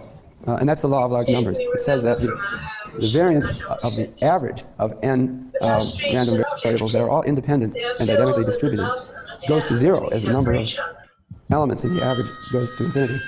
And so that's a fundamental concept in underlies both finance and insurance. The idea that tossing a coin or throwing a die in a small number of, it has uncertainty in a small number of observations, but the uncertainty vanishes in a large number of observations, goes back to the ancient world. Aristotle made this observation, but he didn't have probability theory, and he couldn't carry it further. So the idea of insurance, the fundamental concept of insurance, relies on this intuitive idea. And the idea was intuitive enough that insurance was known and practiced in ancient times. But the insurance concept depends on independence. And so the independence is something that apparently breaks down at times like these big down prices that we've seen in the stock market in the two episodes in the beginning of the 20th century. The law of large numbers has to do with the idea that if I have a large number of random variables, what is the variance of x1 plus x2 plus x3 up to xn is if they're all independent, then all of the covariances are 0. So it equals the variance of x1 plus the variance of x2 plus the variance of xn. There's n terms. I'm not showing them all. Okay. So if they all have the same variance, then the variance of the sum of n of them is n times their variance. Okay. And that means the standard deviation, which is the square root of the variance, is equal to the square root of n times the standard deviation of one of them. The mean is divided by n, so that means that the standard deviation of the mean is equal to the standard deviation of one of the x's divided by the square root of n. So as n goes large, you can see that the standard deviation of the mean goes to 0, and that's the law of large numbers. Okay, but the problem is, so you can look at a financial firm and they have returns for a number of years, and those returns can be accumulated to give some sense of their total outcome. But does the total outcome really behave properly? Does it become certain over a longer interval of time?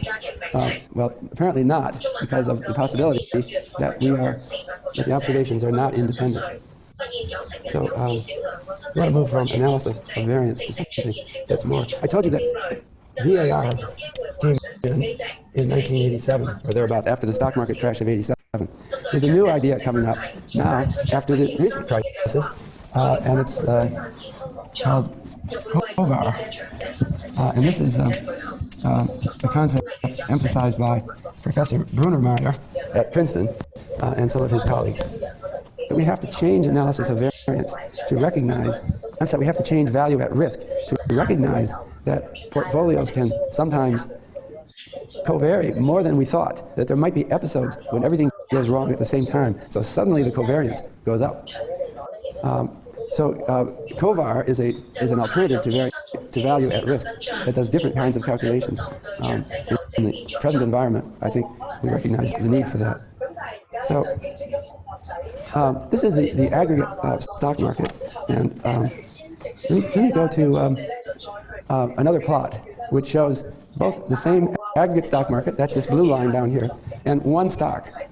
The one stock I have shown is Apple, the computer company. And this is from the year 2000. This is just the first decade of the 20th century. Can you see this? Is my podium in the way for some of you? You might be surprised to say, wait a minute, did I hear you right? Is this blue line the same line that we just saw? But, I'll go back. It is the same line. It's just that I rescaled it. There it is. It's a blue line. This is the aggregate. This looks scary, doesn't it? The stock market lost something like almost half of its value. It dropped 40% between 2000 and 2002. Wow. And then it went all the way back up, and then it dropped almost 50%. These are scary numbers, right? But when I put Apple on the same plot, the computer had to, because Apple did such amazing things, it had to compress, and that's the same curve that you were just looking at. It just compressed so that I can plot it together. I put both of them at 100 in the year 2000. So what I'm saying here is that somehow Apple did rather differently than the S&P. This is the S&P 500 as a measure of the whole stock market.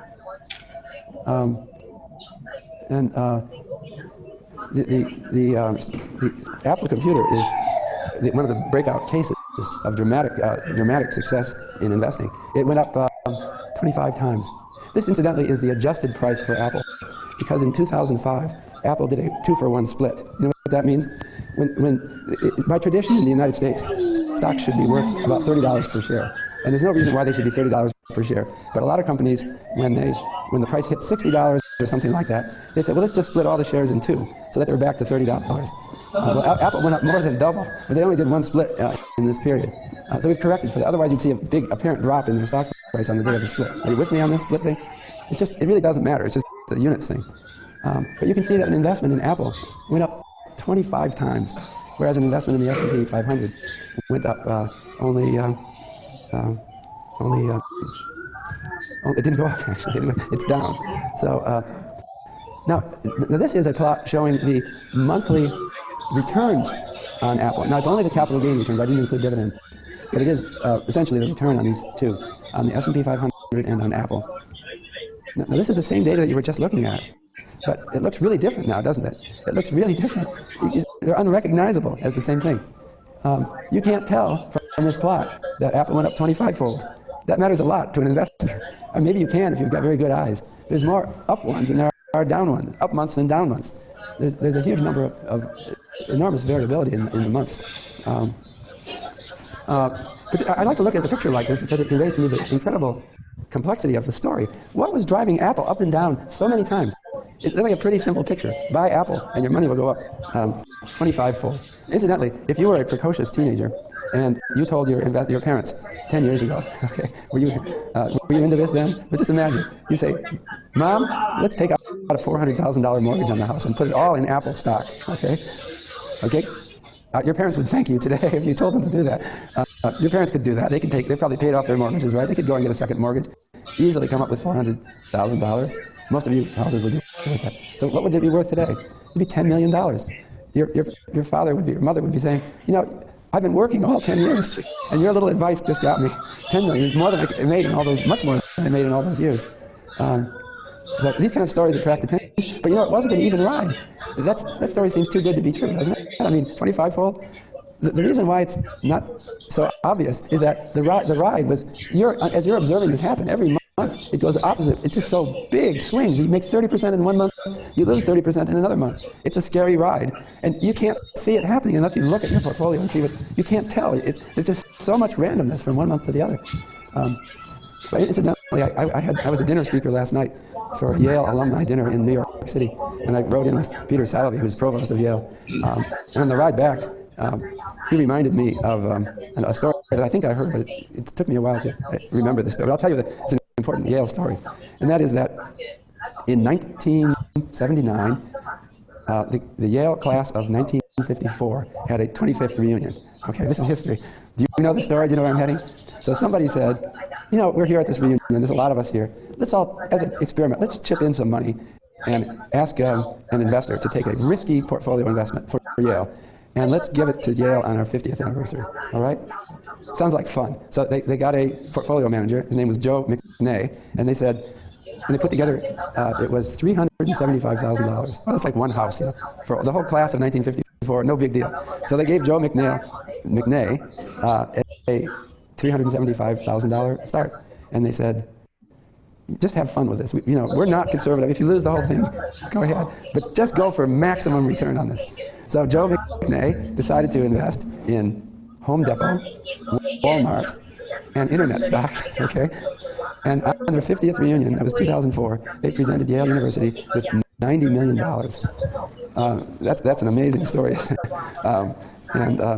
But I'm sure it was the same sort of thing, same kind of roller coaster ride the whole time. We're trying to decide, is Joe McNay a genius? What do you think? Is he a genius? I think maybe he is, but the other side of it is, I've just told you what to do in just a few words. It's Walmart, Home Depot, and internet stocks. And the other thing is he started liquidating in 2000, right at the peak of the market. So it must be partly luck.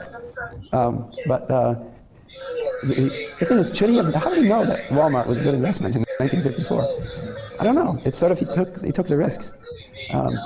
Maybe that's right. I'm just digressing a little bit to think about the way things go in history. But it seems that I talked about the Forbes 400 people, and I was presenting, I mentioned last lecture about Andrew Carnegie's Gospel of Wealth, and he says that some people are just very talented and they make it really big, and we should let them then give their money away. And it's kind of the American idea that we let talented people prove themselves in the real marketplace, and then they end up becoming philanthropists and guiding our society. But maybe they're just lucky. It's just, no one could have known that Walmart was going to be such a success. And I think that history is like that. The people you read about in history, these great men and women of history, are often just phenomenal risk takers, like Joe McNay. And for every one of them that you read about, there's 1,000 of them that got squashed. I was reading the history of Julius Caesar, as written by Plutarch. It's a wonderful story. And I was reading this. I thought, this guy is a real risk taker. You can read all the details of his life. He just went for it every time. And he ended up emperor of Rome. But you know what happened to him? He got assassinated. And so it was, it turned out not entirely a happy story. So maybe it's all those ordinary people who live in a little house, $400,000 house. They don't risk it. Maybe they're the smart ones. You just don't ever hear of them. Well, these are issues for finance. But you wonder, what are all of these things here, all of these big movements? I tried to get, this is the worst one here, where it lost about a third of its value in 1 month.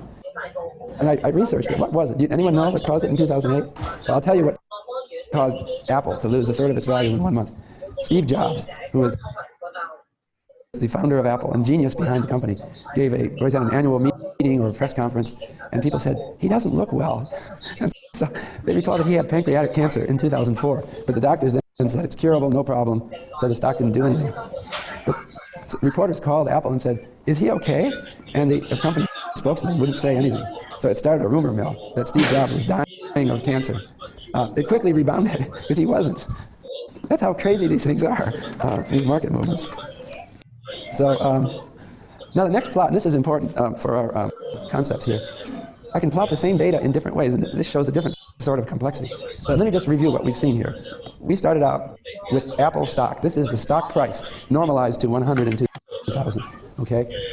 And it goes up to 2,500. Then the next thing I did is I did capital gains as a percent. The percentage increase in price for each month. And it looks totally different. And it shows such complexity that I can't tell a simple narrative. I've just told you about one blip here, but there were so many of these blips on the way, and they all have some story about the success of some Apple product, or people aren't buying some product. Every month looks different. But now what I want to do, and I have here the blue line, is the return on the S&P 500. Now what I want to do is plot a different sort of plot. It's a scatter plot. I'm going to plot the return on the Apple against the return on the S&P 500, okay? Do you know what I'm referring to here? So this is a scatter plot. On the vertical axis, I have the return, which is actually the capital gain on Apple. And on the horizontal axis, I have the capital gain on the whole stock market, okay? And each point represents one of the points that we saw on the market. Actually, I was telling you the second lowest story. Steve Jobs, I'm not sure which point it was. One of these points in 2008 was when Steve Jobs looked sick. So each point is a month, and I have the whole decade of 2000, of the beginning of the 2000s plotted. So the best success was in January of 2001, where the stock price went up 50% in 1 month. I tried to figure out what that was about. Why did it go up 50% in 1 month? It turns out that the preceding 2 months it had gone down a lot. They're down here somewhere. There were these big drops. People were getting really pessimistic because Apple products weren't going well. They had introduced some new products, and they Mobile Me, I think. You forget about these products that don't work, or didn't work very well. And then somehow people decided, well, it really wasn't so bad, and so we have plus 50, almost 50% return in 1 month. Now, the reason why it was kind of compressed on this way is because the stock market doesn't move as much as Apple. So basically, Apple return is the sum of two components, which is the overall market return and the idiosyncratic return. Okay, so the return for a stock, or the ARK stock, is equal to the market return, which is represented here by the S&P 500, which is pretty much the whole stock market, plus idiosyncratic return. Okay, and if they're independent of each other, the variance of the sum is the sum of the variances. So the variance of the stock return is the variance, the variance of the Apple return is the sum of their market return and their idiosyncratic return. Well, let me be clear about that. Let's add a regression line to the scatter point. Okay? It's the same scatter that you saw. Is it clear? Everyone clear what we're doing here? I've got S&P on this axis and Apple on this axis, and now I've added a line which is a least square fit, which minimizes the sum of squared deviations from the line. It tries to get through the scatter of points as much as it can. The line has a slope of 1.45. And we call that the beta. All right. These are concepts that I'm asking Elon to elaborate for you in the review session. But it's a simple idea here. What it means is that it seems like Apple shows a magnified response to the stock market. It goes up and down approximately 1.5 times as much as the stock market does on any day. So the market return here is equal to the beta times the return on the S&P. that you see here. So I wonder why that is. Why does Apple respond more than 1 for 1 with the stock market? I guess it's because the aggregate economy matters, right? If you think that maybe because Apple is kind of a vulnerable company, that if the economy tanks, Apple will tank even more than the economy, than the aggregate economy, because they're such a volatile, dangerous strategy company. And if the market goes up, then it's even better news for Apple. But but even so, the idiosyncratic risk just dominates. Look at these observations way up and way down here. Apple has a lot of idiosyncratic risk. And I mentioned one example. It's Steve Jobs' health. The Steve Jobs story is remarkable. He founded Apple, and Apple prospered. And then he kind of had a falling out with the management and got kind of kicked out of his own company. And he said, all right, I'll start my own computer company. My second, I'll do it again. So he founded Next Computer. But meanwhile, Apple started to really tank. This was in the 90s. And they finally realized they needed Steve Jobs, so they brought him back. So it's the company's ups and downs, the idiosyncratic risk has a lot to do with Steve Jobs and what he does, and the mistakes he made. Those are what causes these big movements. This line, I thought it would have an even higher beta, but I think it's this point which is bringing the beta down. And I think this is the point, the month after it turned out that Steve Jobs really wasn't sick, okay? And it turned out to be the same month that the Lehman Brothers collapse occurred. So you see, this point here is between September and October of 2008. And that's the point. It was September 15 that we had the most significant bankruptcy in U.S. history. Lehman Brothers, the investment bank, went bankrupt, and it threw the whole world in chaos. So the stock market in S&P 500 stock market return was minus 16% in 1 month. Horrible drop. But for Apple, it really was only about minus 5% because they were getting over the news of Steve Jobs. So that's the way things work. But I wanted to move on now to the next topic, which is outliers, and talk about another assumption that is made in finance traditionally that turned out to be wrong in this episode. And the assumption is that random shocks to the financial economy are normally distributed. Now, you must have heard of the normal distribution. This is the famous bell-shaped curve that was discovered by the mathematician Gauss over 100 years ago. The bell-shaped curve is thought to be this particular bell-shaped curve, which is the log of this curve is a parabola. It's a particular mathematical function. The curve is thought by statisticians to recur in nature many different ways. It has a certain probability law. So I have plotted 2 normal distributions, and I have them for 2 different standard deviations. One of them, the black line, is the standard deviation of 3, and the other one, the pink line, is the standard deviation of 1. But they both look the same, they just scale differently. And these distributions have the property that the area under the curve is equal to 1, and the area between any 2 points, we say between minus 5 and minus 10, the area under this curve is the probability that the random variable falls between minus 5 and minus 10. So a lot of probability theory works on the assumption that variables are normally distributed. But random variables have a habit of not behaving that way, especially in finance, it seems. And so we had a mathematician here in the Yale math department, Benoit Mandelbrot, who was really the discoverer of this concept, and I think the most important figure in it. He said that in nature, the normal distribution is not the only distribution that occurs, and that especially in certain kinds of circumstances, we have more fat-tailed distribution. So this blue line is the normal distribution, and the pink line that I've shown is a fat-tailed distribution that Mandelbrot talked about, called the Cauchy distribution. And you see how it differs? The pink line looks pretty much the same. They're both bell-shaped curves, right? But the pink line has tremendously large probability of being far out. These are the tails of the distribution. So if you observe a random variable that looks, you observe it for a while, maybe get 100 observations, you probably can't tell it apart very well from a normal distribution. Whether it's Cauchy or normal, they look about the same. The way you find out that they're not the same is that in extremely rare circumstances, there'll be a sudden major jump in the variable that you might have thought couldn't happen. So I have here a plot of a histogram of stock price movements from 1928. Every day, I've taken every day since 1928, and I've shown what the S&P Composite Index. It didn't have 500 stocks in 1928, so I can't call it the S&P 500 for the whole period, but this is essentially the S&P 500. And I have every day, there's something like 40,000 days. And what this line here shows is that the stock return, the percentage change in the stock price in one day was between 0 and 1% over 9,000 times. And it was between 0 and minus 1% around 8,000 times. Okay? So that's typical day. You know, it's less than 1% up or down. But occasionally we'll have a 2% day. Well, this is between 1 and 2%. That occurred about 2,000 times. And about 2,000 times we had between minus 1 and minus 2%. And then you can see that we've had, you can see these outliers here. These look like outliers, they're not extreme outliers. So if you look at a small number of data, you get an impression that, well, you know, the stock market goes up between plus or minus 2%, usually not so much. And that's the way it is. And after here, there don't seem to be anything, which means that it looks like you never see anything more than up or down 5% or 6%. It just doesn't happen. Well, because it's so few days that it does those extremes. Can you see these little, where that's between 5 and 6?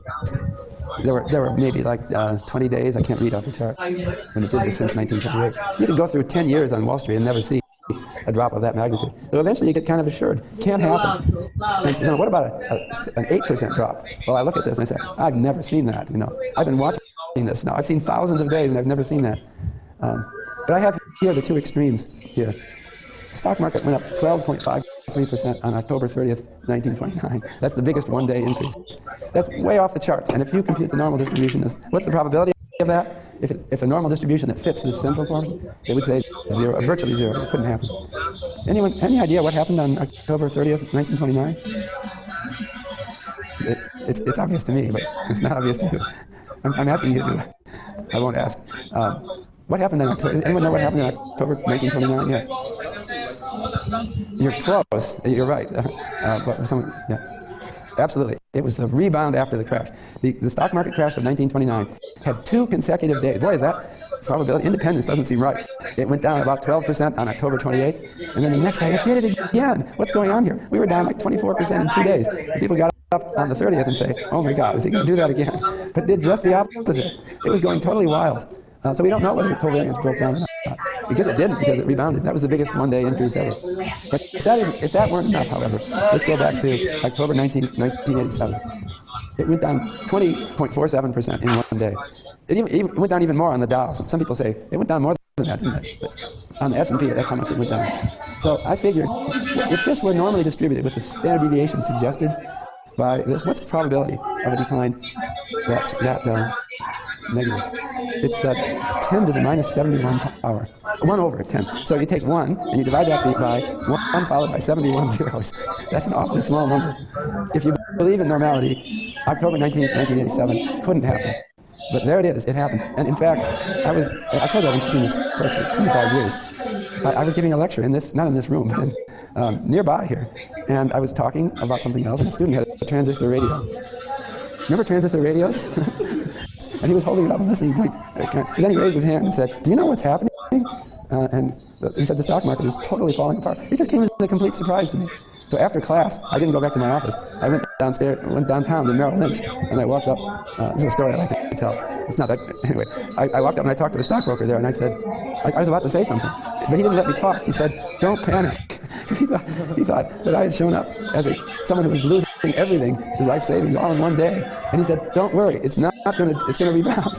So it didn't rebound, because I showed up at lunchtime, and it kept going down. So anyway, there was something wrong with independence. Let me just recap. The two themes are that independence leads to the law of large numbers. It leads to some sort of stability. Either independence through time or independence across stocks. So if you diversify through time or you diversify across stock, you're supposed to be safe. But that's not what happened in this crisis. And that's the big question. And then it's fat tails, which is kind of related. But that distributions fool you. You get big, incredible shocks that you thought couldn't happen. And they just come up with a certain low probability, but with a certain regularity in finance. All right, I'll stop there and see you on next Wednesday. Using index cards, which is traditional lecture style. I wanted to talk today about, this is our third lecture for financial markets, and I wanted to talk today about invention in finance. And this is about, I think of finance, I don't know whether this will encourage you to be interested or not, but I think of it as a form of engineering. finance is all about inventions, devices that solve problems and that help people do things and get on with their purposes in life. And the inventions have many small details, just like any invention, like an airplane. If you look at an airplane, how many parts are in there? How many different people worked on the different parts? And it's so complicated that you might have disbelief that this whole thing is going to work, but somehow it does work. And another part that I want to emphasize in today's lecture is that engineering requires a human element. Engineers know that their devices will be run by people, and people are imperfect. And so they have a course in engineering schools called Human Factors Engineering. And that's about designing machines so that human beings won't mess up when they try to use them. And so that gets us into psychology. So I think, to me, when we talk about behavioral finance, which is going to be a theme of this course, human psychology and finance, it's fundamental to the inventive side of finance. So that's what I want to talk about. I'm going to give you some examples of invention and talk about how they solve the risk problem, the fundamental problem of maintaining incentives in the face of risks. But before I start this lecture, I wanted to just briefly review the last lecture, which was a very important lecture for this course, because it talked about the underlying probability theory that, and applications of probability theory to finance. So let me just mention some of the concepts that I talked about last time. The first one was return.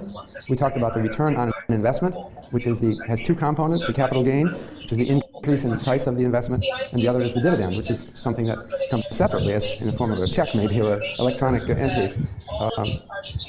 But we then moved quickly to probability theory. We talked about random variables. A random variable is a quantity that's created by some kind of experiment or event that is uncertain in advance and becomes known later. And then we talked about measures of probability distributions. We talked about central tendency, and we talked about the average or mean, and geometric average, and we talked about measures of risk, notably variance. And, but then there's also measures of co-movement between two random variables. We talked about covariance and correlation, and we talked about regression.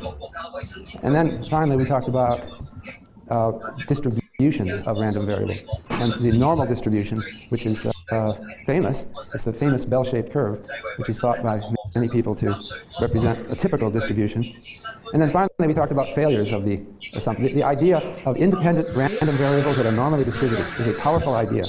That we have some idea that there's a bell-shaped curve, and we know something about what relates to what and what doesn't relate to what. And these ideas are partly intuitive, and they're partly wrong. So the concluding element of the last lecture was that the financial crisis that has enveloped the world starting around 2007 seems to be related to people's failure to understand the limits of the independence assumption they were making, and also to the limits of the normal distribution, namely the failure to consider outliers. So let's just think about independence briefly for a moment. It's inherent in the intuitive view we have of the world. When you toss a coin, every time you toss it, you think each toss has to be independent of the previous toss. They're not going to come up the same because there's nothing relating the two tosses. So you have a strong intuitive sense that some events are independent. You might also think that returns on the stock market from day to day are independent.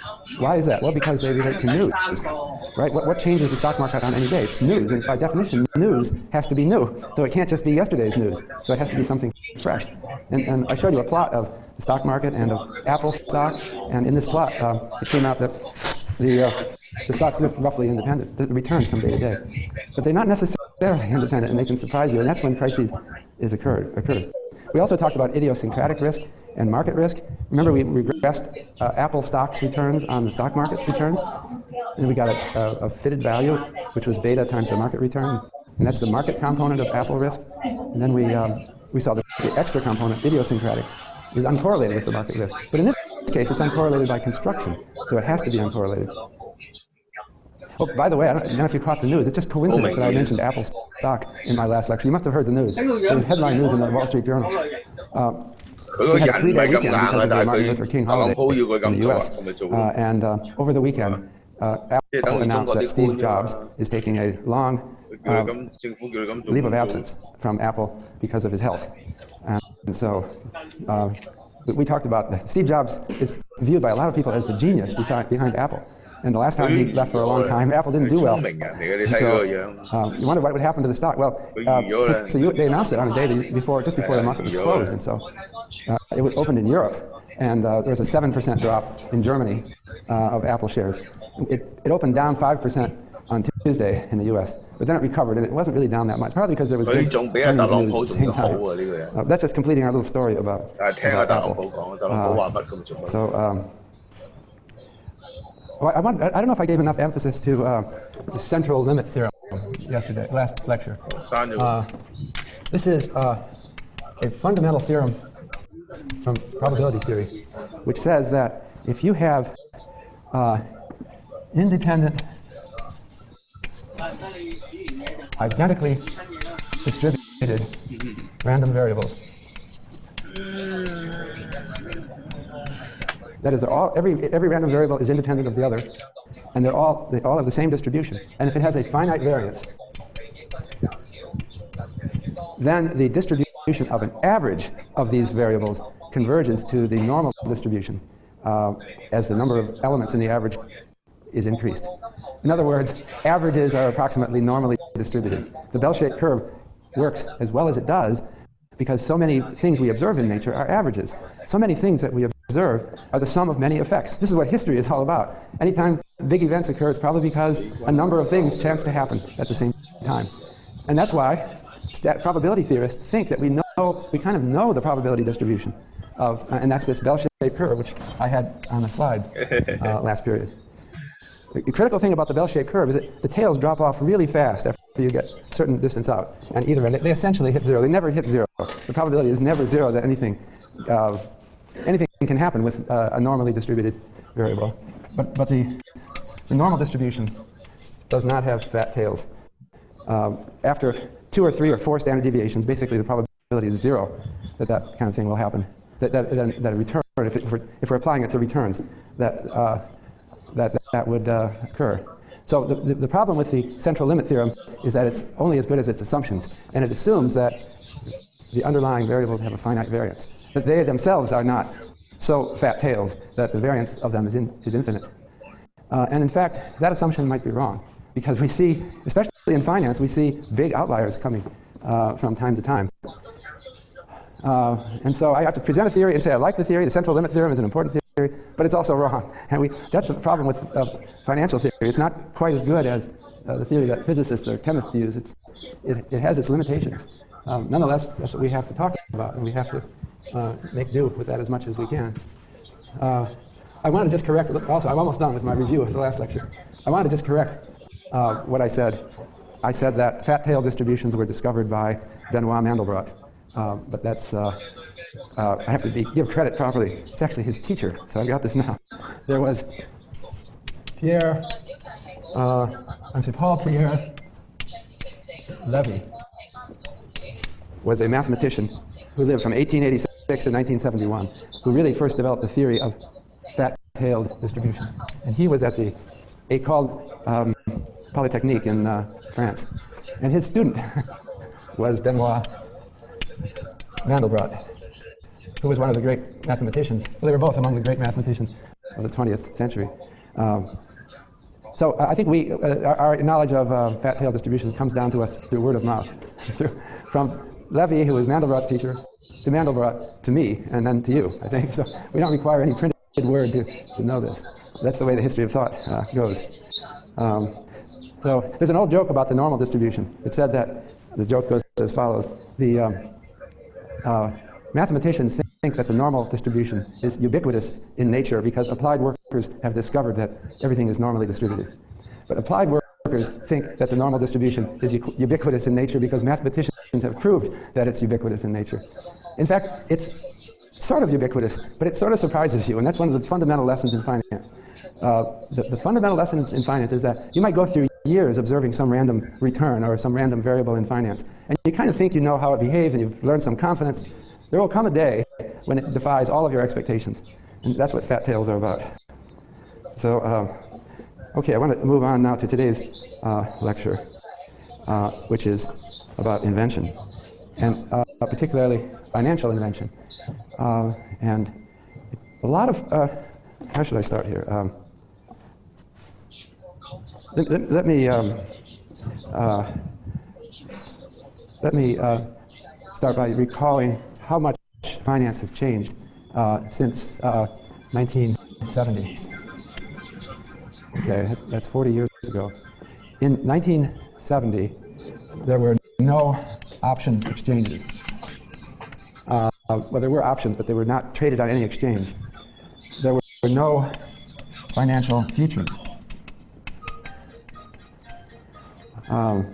There were no swaps.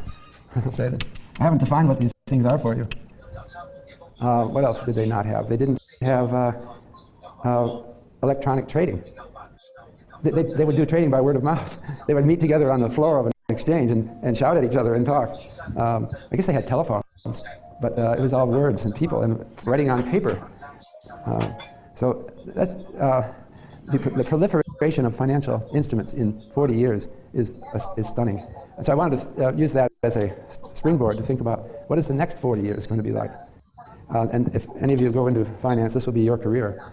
I think that it's reasonable to suppose that the transformation that we see in the next 40 years is going to be just as dramatic as the last 40, or more so, because the technical progress doesn't slow down. I don't see any reason to think that it's slowing down. So I like to think about the future, but it's hard to talk about the future because we're not there yet.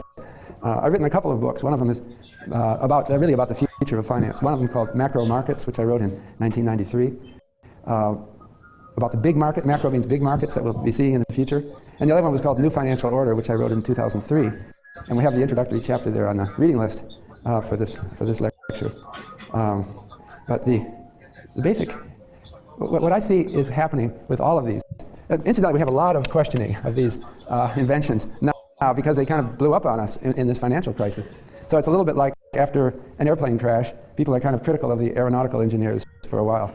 Or when they invented steam engines, some of them blew up, and it was bad. You know, when a boiler blows up, it scalds all the people around it. Awful. So people were mad at them for a while. I think that's what we're going through now, and people are angry about some of these inventions. But that's just part of progress. Well, it doesn't mean that we don't want to regulate them. We regulate boilers in airplanes right now to prevent crashes, and we need to regulate our financial markets just as well. So the financial markets that we have they're based on mathematical models. This is a mathematical discipline, but the mathematical models depend only on certain intuition.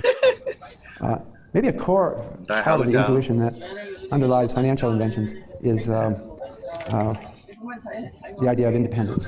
And that if risks are, I'm going to try and talk in really basic terms, if risks are independent of each other, then we can pool them and they go away. That's the core idea. But how to make that happen requires some thought and some devices.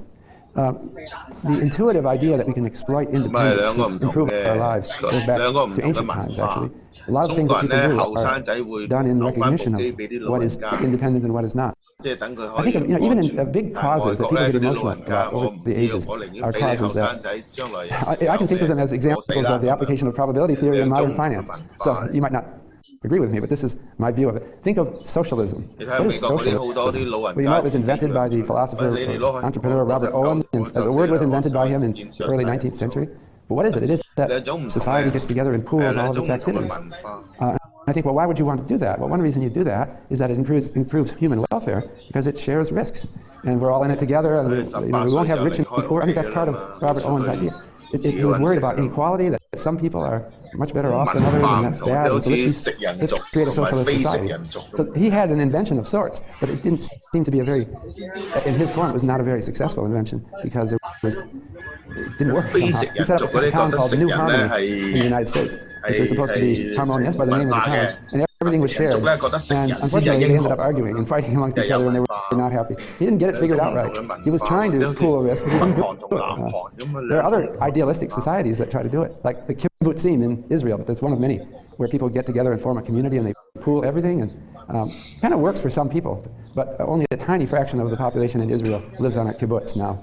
Why not? I think most people just don't fit in that. You know, we share everything. After a few months living there, you might think, I'm out of here. I don't want to share everything with everybody. So people do things. In the Old West, the pioneers in America, they had a kind of a social compact that if one farmer's house burned down, everyone will come by and help and erect a new house for that person. So that's, again, risk management. And it works. It sounds almost like a moral thing, but it works only because they don't all burn down at the same time. It would be totally worthless if they all did. And so there are primitive ideas of insurance that underlie that, but the ideas aren't worked out well. And it doesn't perhaps work well to do it on such an informal basis. So our society has particular inventions that we call them financial or insurance inventions that make these things work better. And so, so we need, what we're talking about is motivated by theory and the mathematical theory of finance, but that's not the subject of this course. I want to, in this course, talk more about the inventions themselves. In particular, we'll be talking about risk management. Now, this brings up a basic issue about finance. Is finance good? Is it helpful to people? You know, a huge issue in the history of humankind is inequality, and that people get upset when it seems like other people have an unfair advantage over us. But inequality is something that you'd think finance works against. Modern finance is about risk management. So you can get rid of the purely random element in people's lives. That should make people more equal, and it should be a good thing. That is the way I view it. But the other side of finance is that it also creates opportunity, and opportunity is very important also. We can all be equal and living in poverty, and we don't particularly like that. So that's why financial inventions eventually inspire and get people excited. So I always remember Deng Xiaoping's famous statement in the late 1970s, and when China was adopting modern financial methods, and some people were getting rich. And someone asked Deng, isn't this inconsistent with our ideology? And he said, well, I'm quoting him approximately, we're all going to get rich, but somebody has to get rich first. And that's the way it is. Financial markets do manage risk, but they also create opportunities, and that can actually increase inequality. So you have to consider both sides of this. So, maybe the most important concept in finance really is risk. And risk is all about limiting inequality, or at least the random, gratuitous inequality, right? What people are troubled by, inequality if it's arbitrary. But you know, most people won't begrudge someone who works very hard and shows real genius and insight and makes a lot of money. Most people say that's all right. But we have trouble dealing. Now, part of the way we deal with risk is our taxes, tax and welfare system. So our tax and wealth, I'm going to come back to that mostly in our second to the last lecture. But we have a progressive income tax that taxes rich people more, and we have welfare. And we also, I should add, it's not counted as welfare, but free public education, which is a form of, I wouldn't call it welfare, but it's equalizing expenditure.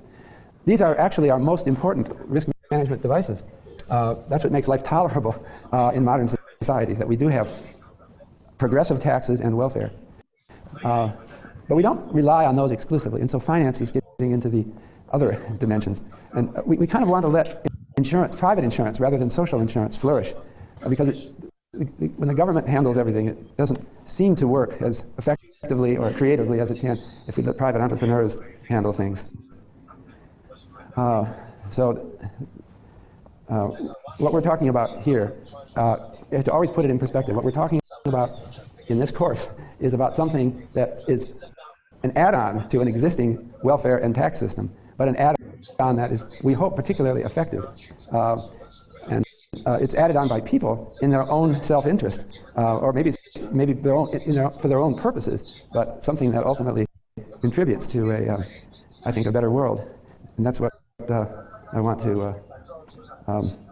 So I have several themes in this. First is a risk theme, which I've just discussed. Another theme I want to talk about here is a framing theme,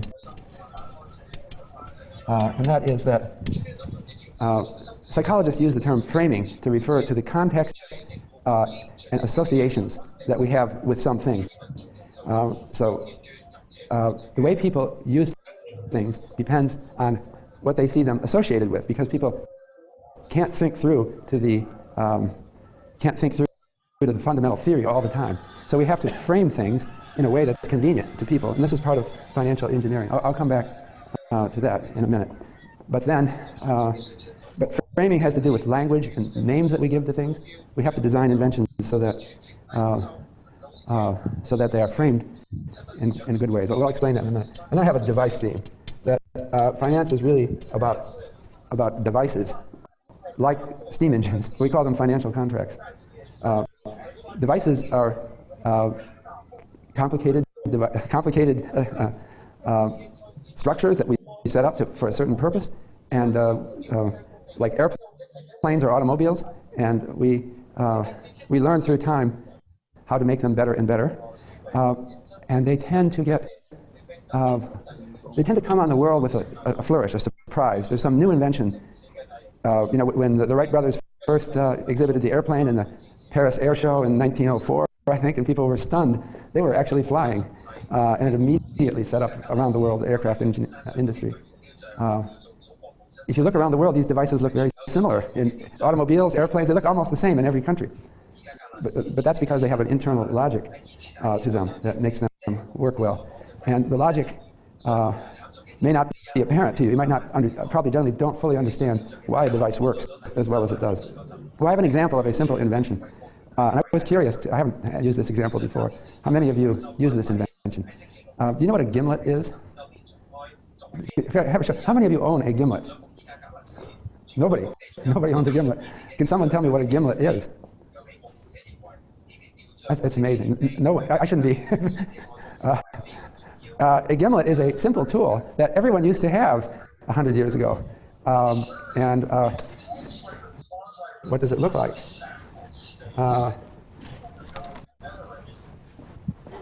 It's made out of wire. Okay. This is a handle. Okay. Do you have a gimlet now that I've drawn a picture of it? So what you did with those, they were really cheap. You could buy one in 1820. Go to a hardware store in downtown New Haven. They'd have a whole set of them. And you use it to make holes. And it works really well. I find you can buy them on the internet. I bought one out of curiosity. And now I use it. The point is that inventions come and go. The nice thing about a gimlet is it's really nice. It comes to a pinpoint. And if you want to make a hole in wood, you just push it in. And it goes exactly where you want it. And then you just turn it a little bit, and it goes right in. Well, we have electric drills now, right? We're kind of used to the problem. Once you start using a gimlet, you love it because you can control it so well. That drill, when you start drilling, it kind of bounces around and it doesn't make the hole where you want it. So there's something good about this invention. You can go out and buy one now for very little money on the internet. It'll be mailed to you. And now that I have it, I'm thinking about it all the time for using it. But somehow it comes and goes. Inventions are part of our culture that appear and disappear through time. So I wanted to talk about another invention. This is by way of inspiration, but I'm getting to finance in a minute. But I have to do these simple. Maybe someone will reintroduce the gimlet. I don't know, but it seems like it's probably gone forever. It illustrates the fact that modern electronic technology has given us something maybe better. But if you were used to using this, you'd want it. I just don't want to use that electric drill because I know how to use this and I can control it. And I'll give you another example of an important invention which I saw come in my lifetime, and that's wheeled suitcases. Okay, now I bet you have one of these, right? A suitcase with wheels on it. When I was a boy, there were absolutely none. Nowhere. No one had a wheeled suitcase. Isn't that strange? You'd be carrying these suitcases around. You put it on wheels. And so I looked up the inventors of this. It's not that long ago. I thought okay. It was, the wheeled suitcase was invented by Bernard Sadow in 1972. His was the first one. He had a suitcase with little wheels, 4 little wheels, and you had a strap and you'd pull it, and it would trail behind you. But then the really important invention was by Robert Plath. This isn't finance, but I kind of think of it as finance. It was 1991. And he called it the rollerboard. This is what you own, right? You own a rollerboard, right? It has a rigid handle that collapses into the suitcase, and it has 2 wheels that are horizontal. The problem with Bernard Sadow's invention is that it tended to flop over. You're pulling it with a strap behind you, and then you look back and it's flopped over. You can't go around corners very well. So we lived with Sadow's for 19 years, and it took 19 years to invent the modern rollerboard. So I actually heard from Bernard Sadow. I wrote about him in New Financial Order, and I got a letter from him just about 2 weeks ago, or email from him. And he said, I heard about your book, and he thought you'd talk about me in your book. And he said he'd like to get me to autograph it for him. So I said, fine, I'll send you the book, and I send him an autograph with appreciation of it. And that just shows it's not long ago. So I guess I could ask you to reflect, why didn't people have wheeled suitcases? But you weren't born yet, right? So I can't reflect on that. I'm thinking back to myself. You know, it's almost something that I would do myself. I'd put wheels on it. But I guess you were embarrassed to do it back then, because maybe it seemed sissy to... But was everybody worried about being a sissy? Not everybody. Why doesn't anybody do it? Well, Bernard Sadow, I had my student interview him, and he had listened to objections. And people told him in 1972, no one's going to buy that, because if the suitcase is too heavy, you just get a red cap. You know what a red cap is? You know what a red cap is? Someone, poorly paid person who stands around at train stations with wearing a red cap and helps you with your luggage, right? That's not a good answer, right? There isn't always a red cap to help you, and so obviously you need wheels on suitcases. But this illustrates how technology moves. It moves sometimes slowly. I'll give you a couple other examples from my book about the slowness of inventions. One is just the invention of wheels. Did you know that in the Americas before Columbus, there were no wheels, no wheeled vehicles? The American Indians had no wheeled vehicles at all, not even suitcases, nothing, no wagons, nothing. And then to complicate it, they've discovered from in the late classical period in Mexico, they've discovered wheeled toys. And if you go to a museum in Mexico, you can see them. They made toys for their kids. They're not cars. They're little jaguars and animals, and you can roll them along the floor. So they made the toy. Why didn't they think of making a wagon? It just never occurred to them. And another example I give in my book that I really like was the movie subtitle. This is an amazing thing. When they invented I gave you a Thomas Edison sound movie, but it didn't work. He couldn't make a sound movie. They didn't find out how to make sound movies until the 1920s. So they did in order to give a dialogue to a movie, they give what they called intertitles. They would show the movie, and then, you know what I'm saying? Then they'd stop the movie, and there'd be a title with some phrase that someone said. And then it would go back to the movie. But it's obviously better just to put subtitles on the bottom of the screen, right? Let the movie proceed. You've seen movies with subtitles, right? It works fine. Well, it turns out that someone tried it in 1920. There was a movie called The Chamber Mystery, and someone made a subtitled silent movie. But the response was bad. It seemed like nobody liked it.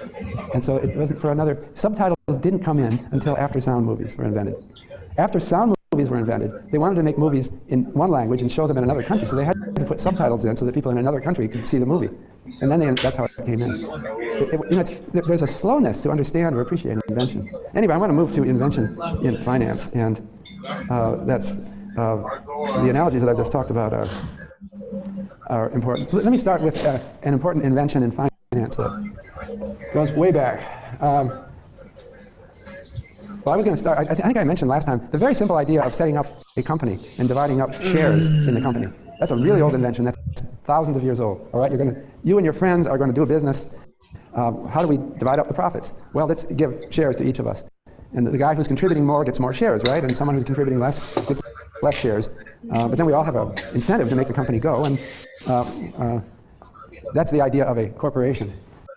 Corporation comes from the Latin word corpus, which is a body. It becomes like a slave, owned mutually by all the people in the company. And your share in the company is determined by the number of shares that you own. So I wanted to focus here, that's an old idea, it's an invention, but I wanted to really focus on a particular nuance that developed, its limited liability. A limited liability corporation is a corporation that guarantees that you as a shareholder will not be liable for the debts of the company. In England, they sometimes will put limited, the name of the company, and after it will say limited. But in the US, we just say incorporated. So that tells you that it's limited liability. What it's talking about, limited liability means that somebody sues the company and the company can't pay. They can't go after the stockholders. So limited liability has kind of a complicated history. According to a history by David Moss, who was a Yale history graduate student when he wrote this, he's now at the Harvard Business School. Limited liability really took hold in 1811 with a corporate law in the state of New York, which represented a significant invention. The corporate law of New York in 1811 actually had two important components. The first component was anybody can start a corporation. Just file the papers with the government of New York, and you've got a corporation. There may have been some regulatory requirements, but the point was you didn't need an act of Congress or an act of Parliament to start a corporation. It used to be very hard to start a company, because people would say, well, what's your purpose? And we don't just do this automatically. So that was the first part of the New York law in 1811. But the second part is particularly interesting. They said, under no circumstances can the shareholders be sued. You put in your money to the company, that's it. You are protected by the law. No worries about that. Now, this was the first corporate law in the world, according to Moss, that imposed limited liability as a clear right of the shareholder. There were limited liability clauses before, but it was never so crystal clear. At the same time, around 1811, other states in the United States were looking at New York and saying, you're crazy. What are you doing? You can't sue the shareholders. They could do something irresponsible. And so the state of Massachusetts, at around the same year, made a completely opposite law. And they made it clear that the shareholders are responsible. You invest in a company, you're responsible. And that's the only way it's fair, they thought. Well, guess what happened? New York became the financial center of America. Nobody wanted to set up a company in Massachusetts anymore because they couldn't raise money. The capitalists were at risk. If you bought one share in a company in Massachusetts, and the company did something criminal, let's say, or bad, I don't know, something bad, then they might sue the company and then come looking for anybody who is among the shareholders. You own one share in the company, so we can take everything from you. We can take your house, your car. We didn't have a car. They take whatever you have. So the rule was, be really careful before you invest in any company, and you've got to watch them all the time.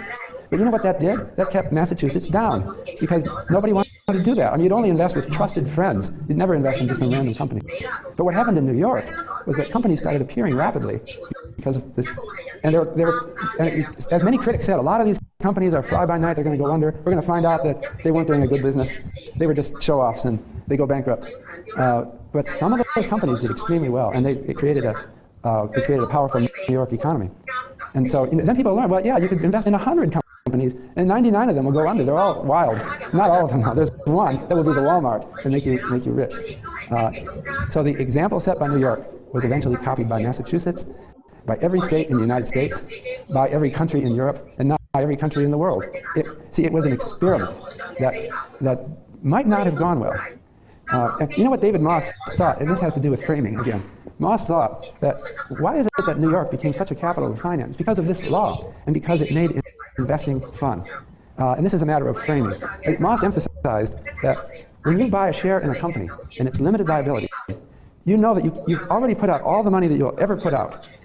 But you could get an infinite amount. Well, there's no limit to the amount of money on the upside. And he thought that it just framed better as a psychologically appealing gamble. It's like a lottery ticket. People like lottery tickets, right? They just enjoy the thought. I don't know, I don't do this, but apparently a lot of people do this. You go and you spend $1 for a lottery, or $2 for a lottery ticket, and then you think, tonight I could be a millionaire, all right? And so that's just so much fun that you want to do it again. But if the lottery ticket said, well, you have a small probability of being a millionaire, but you also have a small probability of going bankrupt, we're going to come after you and take everything. You wouldn't like that. It wouldn't be so much fun, right? You like to savor the possibility of getting rich. And so people flock to these stocks. It's like a sport. It's an invention of something fun to do for a lot of people. But it has this productive side to it, that it funnels capital to where it's needed. So that was an important invention that I want to give you another example that is a variation on this. I'm going to move forward in time. My next invention is the... God, I'm breaking chalk here. This goes now to China. Township and village enterprise, or TVE. And I'll try to say it in Chinese, Changjeng Xia. Did I say that right? Close. Anyway. So what was this? When China emerged from a strictly communist state, in the early period, maybe starting in the late 70s, but more in the 1980s, the Chinese economy increasingly became built on a certain kind of organization called a township, or TVE. And the TVE was like a company, a corporation, except that it always involved the town. So in other words, if you wanted to start a business, making toys for export to the world, you wouldn't just start a toy company. You would go to the mayor of your town, and you talk to the mayor and say, I want to start a toy company as this town's enterprise, and I want to share the profits with you, with the whole town. Now this is kind of unique. Well, I don't know if it's unique, but we don't see this in the United States. But it proliferated. It was actually the invention that led to the initial successes of the Chinese economy. By 1985, I believe, I have the statistics here, there were 12 million TVEs in China. By the mid-1990s, most of the industrial production of China was done by TVEs. So then you have to ask why, this is an invention, but we don't see it in other countries. Why in China? Well, people who look back on it think that it was inventing around certain constraints at the time in China. And the invention got around a legal constraint, that China, having been a communist country, did not have all these financial lawyers. And they did not have courts that enforced legal contracts the way we do in the US. And that entrepreneurs in China were inhibited from starting an enterprise because they thought it would just be usurped by the village. You live in a village, you start a toy company. As soon as you start making money, they'll just put the tax on you, or they'll take it. That was your worry. So you had to involve them. It was a fact of life, a very important fact of life. You had to involve the whole community. You could not start a business. We could not start a business without involving the community. But it was a very successful invention because it actually led the Chinese economy on its first huge successes. Okay, I'm going to move to another example now of an innovation in finance. And I want to talk about inflation indexation. I could pick many. These are examples that I like personally. There's an infinite number of examples. It doesn't matter exactly which example we pick. But there's a fundamental financial problem, and that is that the value of money changes through time. We have inflation measured by a consumer price index, and when inflation proceeds, the prices go up, and so the buying power of money goes down. And it's uncertain. There's inflation risk that we face because of the uncertainty about prices. This is an inflation risk that's under concern right now after the quantitative easing at the Fed. We'll come back to that. The Federal Reserve is expanding the money supply dramatically in an effort to deal with this crisis, and some people are worried about inflation risk. But it's a long-standing worry. It goes way back in time. Most debts are done in nominal terms. And that means they're written in the currency units. And if the currency becomes worthless, you're wiped out. Why do people write contracts in currency units? Well, it's because it's familiar with them, and so it's framing. We're used to thinking in terms of money, and so we write contracts in terms of money all the time. So the idea is maybe we should start something else. Let's not write contracts in terms of money. Let's write in terms of something else. And that's an invention. But it's another invention. It seems obvious. Let's index our debts to some measure of inflation. So the invention I want to talk about first goes back to 1780. I believe that the first index bond was issued in the state of Massachusetts in 1780 by the Massachusetts government. And that was an indexed bond. They defined a consumer price index. They didn't call it that. And they said that the bond would pay you so many pounds. They weren't using dollars yet. They're using pounds, British pounds. The amount of pounds you would get would be increased if inflation were to start. So they defined an index of commodities that you might purchase, and that index was used to input a formula that created inflation correction to the bonds. So these bonds were issued in 1780. And it served an important purpose because the U.S. was fighting a war with the United Kingdom at the time, and there was tremendous inflation. So they were very important. But after the war, after the Revolutionary War ended, they stopped issuing these bonds, and they forgot about them in the United States until 1997. It's amazing. Why did the invention disappear? It's like gimlets. I think maybe gimlets will make a reappearance. Maybe some people will buy a gimlet. They're very cheap, by the way. So maybe it seems like there's a psychological barrier toward adopting something that's a little bit complicated. And, people have trouble understanding index bonds, and they have trouble understanding have trouble understanding how the formula works. And they think, I just want money. I just want money. But then you ask, well, why didn't people learn that if you look through history, we've had bouts of inflation so many times in so many different countries. And if you buy a nominal bond, it's risky, especially if you buy a 30-year bond. People are doing that even today, all over the world. They buy these 30-year bonds denominated in dollars or euros or some other currency. But what's going to happen to those currencies? So why don't you denominate your bond in something more realistic? Well, after 1997, the introduction in the United States of index bonds, the reintroduction in 1997, it seemed to be started by one person, Larry Summers, who was Assistant Treasury Secretary. Just believed in this, and he did it. And so we still have them. It got up to over 10% of the U.S. debt. Now, under Bush and Obama, they're kind of letting them sag now, and they're down to 6% of the U.S. debt. But it really should be 100% of the U.S. debt should be indexed.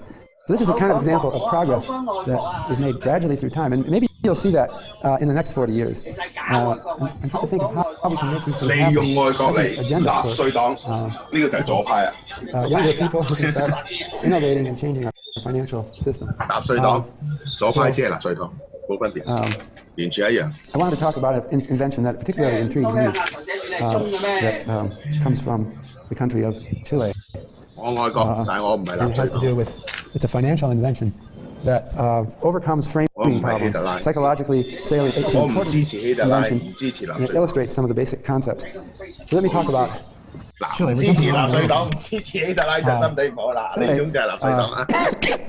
Had a problem, like many Latin American countries, especially at that time, with inflation. So they had a currency called the peso, which inflated enormously. It went up. I don't have the numbers on it, but it went up. You know, like prices went up 1,000-fold, or and people were saying we can't trust anything. I wouldn't take a contract paying pesos. The peso is gradually becoming worthless. So Chile switched to another currency called the escudo in 1960. They said, okay, we're starting fresh. We're not going to have inflation, and this is brand new. Now we're an escudo country, no inflation. Then in 1975. They switched back to the peso. The exchange rate, peso to escudo, one escudo was 1,000 pesos, okay? Because they had something like 1,000-fold price increase. And then in 1975, the exchange rate was one new peso is 1,000 escudos. So they went up, a new peso was 1,000,000 old pesos. Okay, this is getting embarrassing. I mean, like, can we trust anything or anybody in Chile? So the invention started in 1967. People in Chile were saying, we just want stability. You know, this is crazy. Our prices, if I own one peso, I have a nice 1,000 peso note from 1955, and I pull it out in 1975, and it's worth nothing. It's not even worth the paper it's printed on. So we got to get stability somehow. So somebody in Chile had the idea, all right, maybe we don't know how to protect the currency, but we can create a unit of account that is stable in value, and let's write contracts in this unit of account rather than in pesos. So in 1967, in Chile, they created something called the Unidad de Fomento. That's Spanish for unit of development. But what it was a unit of account that is indexed to inflation. And they said, write your contracts in terms of, and they call them UFs. Okay. So everything could be written in UFs. Forget pesos, because you don't trust pesos anymore. Let's write contracts in terms of something else. And that stuck let me see. It started out as 100 escudos. Let me see, what was it? I think it was, one UF was 100 escudos in 1967. But by 1977, a UF was 450 new pesos. Now, if you want to know what a UF is worth now, you just go on the internet, and it gives it for every day. And the website is, I had it written here. What is it? I think it's, I think the website is valoruf.cl, but that's from my memory.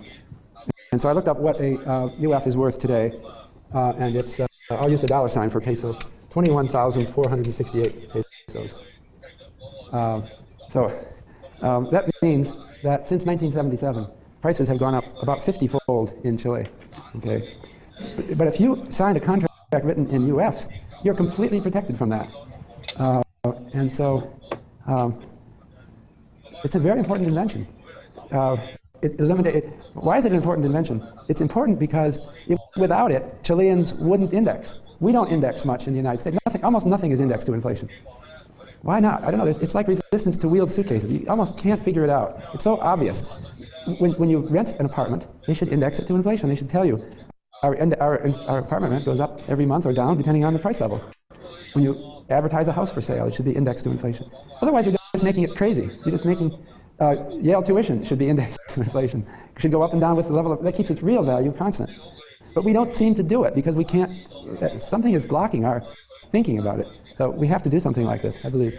And so that's what Chile has done. So this is the way things are done today in Chile. It became an invention that took hold and never left that country. If you rent an apartment in Chile, good chance that your rent will be quoted in US. Okay, and if you're paying a monthly rent check, this is what you do. So your rent is, I don't know how many UFs. You go to valoruf.cl, you find out how many pesos it is, you write out a check for that number of pesos. Okay, and they do this out of habit. The amazing thing I discovered is that in the United States, and in just about every country of the world except Chile, alimony payments are defined in currency, all right? You get a divorce. The mother, let's say, has to support children. The father is required to pay alimony for the next, until the children grow up or indefinitely. All right, that's a long-term contract. What if there's inflation? What does it do to the value of the alimony? Well, of course, the real value goes down. So shouldn't courts just index it to inflation? Well, they do in Chile because they've got a habit of doing things in terms of UFs. So this is an important financial innovation. By the way, guess how much consumer prices have gone up in the United States since we created the Consumer Price Index in 1913. It's 22-fold. And we've had a lot of inflation in this country. 22-fold, that means $1 in, something that cost $1 in 1913 will cost $22 today. That means if you held cash between 1913 and today, basically you're completely wiped out. But the inflation rate is only 3% a year. That's 3% a year for almost 100 years is a 22-fold increase. So we're living with this kind of uncertainty in the United States today. We have not adopted the Chilean invention of UFs. It's interesting that this invention spread somewhat throughout Latin America, and it stopped at the Rio Grande. Mexico has something called UDI, which is the Mexican version, that's UDI, which is the Mexican version of Unidad de Fomento. But the rest of the world doesn't want to copy this idea. Why is that? I think it's partly because this idea emerged out of embarrassment. Chile had had a massive inflation, which is embarrassing, and nobody wants to copy anything from someone having that bad experience. It's also cultural that we're not used to Latin American things, just like we're not used to using gimlets, so we don't have them. Let me just give one more invention. It's important, and then I'll stop. This is another financial invention. More recently, it's the invention of the swap. I'd like to give this example because it relates to a couple of our speakers. What is a swap? Well, the swap is a financial contract that was invented by none other than David Swenson, who will be speaking soon. He is the chief investment officer for Yale University. He invented this before he came to Yale when he was working for Salomon Brothers, which was a major Wall Street investment bank that no longer exists. But back then in the early 80s, he apparently, I've got a couple of sources. I think he is the real inventor of it. What is a swap? It's a contract between two parties, usually a fairly long-term contract, to exchange cash flows. So the simplest swap would be a currency swap, where one country, there's two parties, two different companies, let's say. One of them promises to exchange euros for dollars every month for the next 5 years, and the other one promises to exchange dollars for euros every month for the next 5 years. It's a swap, but we decide in advance on what the conversion is, what the swap rate is between euros and dollars. And so that's useful for risk management purposes, because someone in Europe may be getting dollars revenue in their business. They know they're going to get this revenue over the next 5 years. It's kind of a long-term contract, a long-term business there, and they want to go 20 years. But they know that they don't know at what rate they can convert it back into euros. And on the other side, we have the Americans who may be doing business in Europe, and they get euro income, and they want to convert it to dollars. So they can make a contract that swaps these cash flows. And that was the invention. And it didn't come until the 1980s. It's amazing that these simple ideas weren't out there. And why weren't they out there? Well, it may have something to do with legal uncertainty, regulatory uncertainty. There's something called ISDA, which was founded since the 1980s. That's the International Swaps and Derivatives Association. And what it does is it lobbies lawmakers for laws that permit swaps to work efficiently and effectively. And so you need an organization like ISDA that will make these contracts work as effectively as they are. Now swaps are a hugely important contract. My last example, which is a sub-example from this, is the credit default swap, which is something that, I won't put David Swenson's name, a credit default swap is again, a contract between two parties that has to do with the risk of a credit event. So there's a protection buyer. There's two parties. One we'll call the protection buyer, and the other is a protection seller.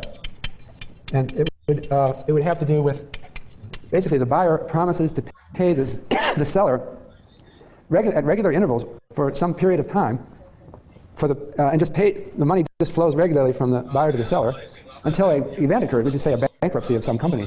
It's defined in the contract, in which case then the protection seller has to pay the protection buyer. Now, you might ask, isn't this like an insurance contract? Wouldn't you call this insurance? If I'm paying regular payments to somebody else, and then if an event occurs, I'm getting insurance against default by some company. And I may be doing business with a company, or I may be investing in the company's bond, so I may want this protection. But it looks like insurance, right? Well, actually, there's something else called credit insurance, which goes back to the 19th century. There were companies in like 1880 that would allow you to buy insurance against default or some failure of a company. So this was an institution and an invention of the 19th century. But credit default swaps are, what's the difference? Well, the difference is that a whole culture and regulatory environment developed around credit insurance that limited it. They didn't have ISDA. They had state insurance regulators, okay? And they just didn't have the same conceptual framework. It's complicated. The credit default swap was boosted by ISDA and other thinkers who thought of how to make this into a huge, huge business.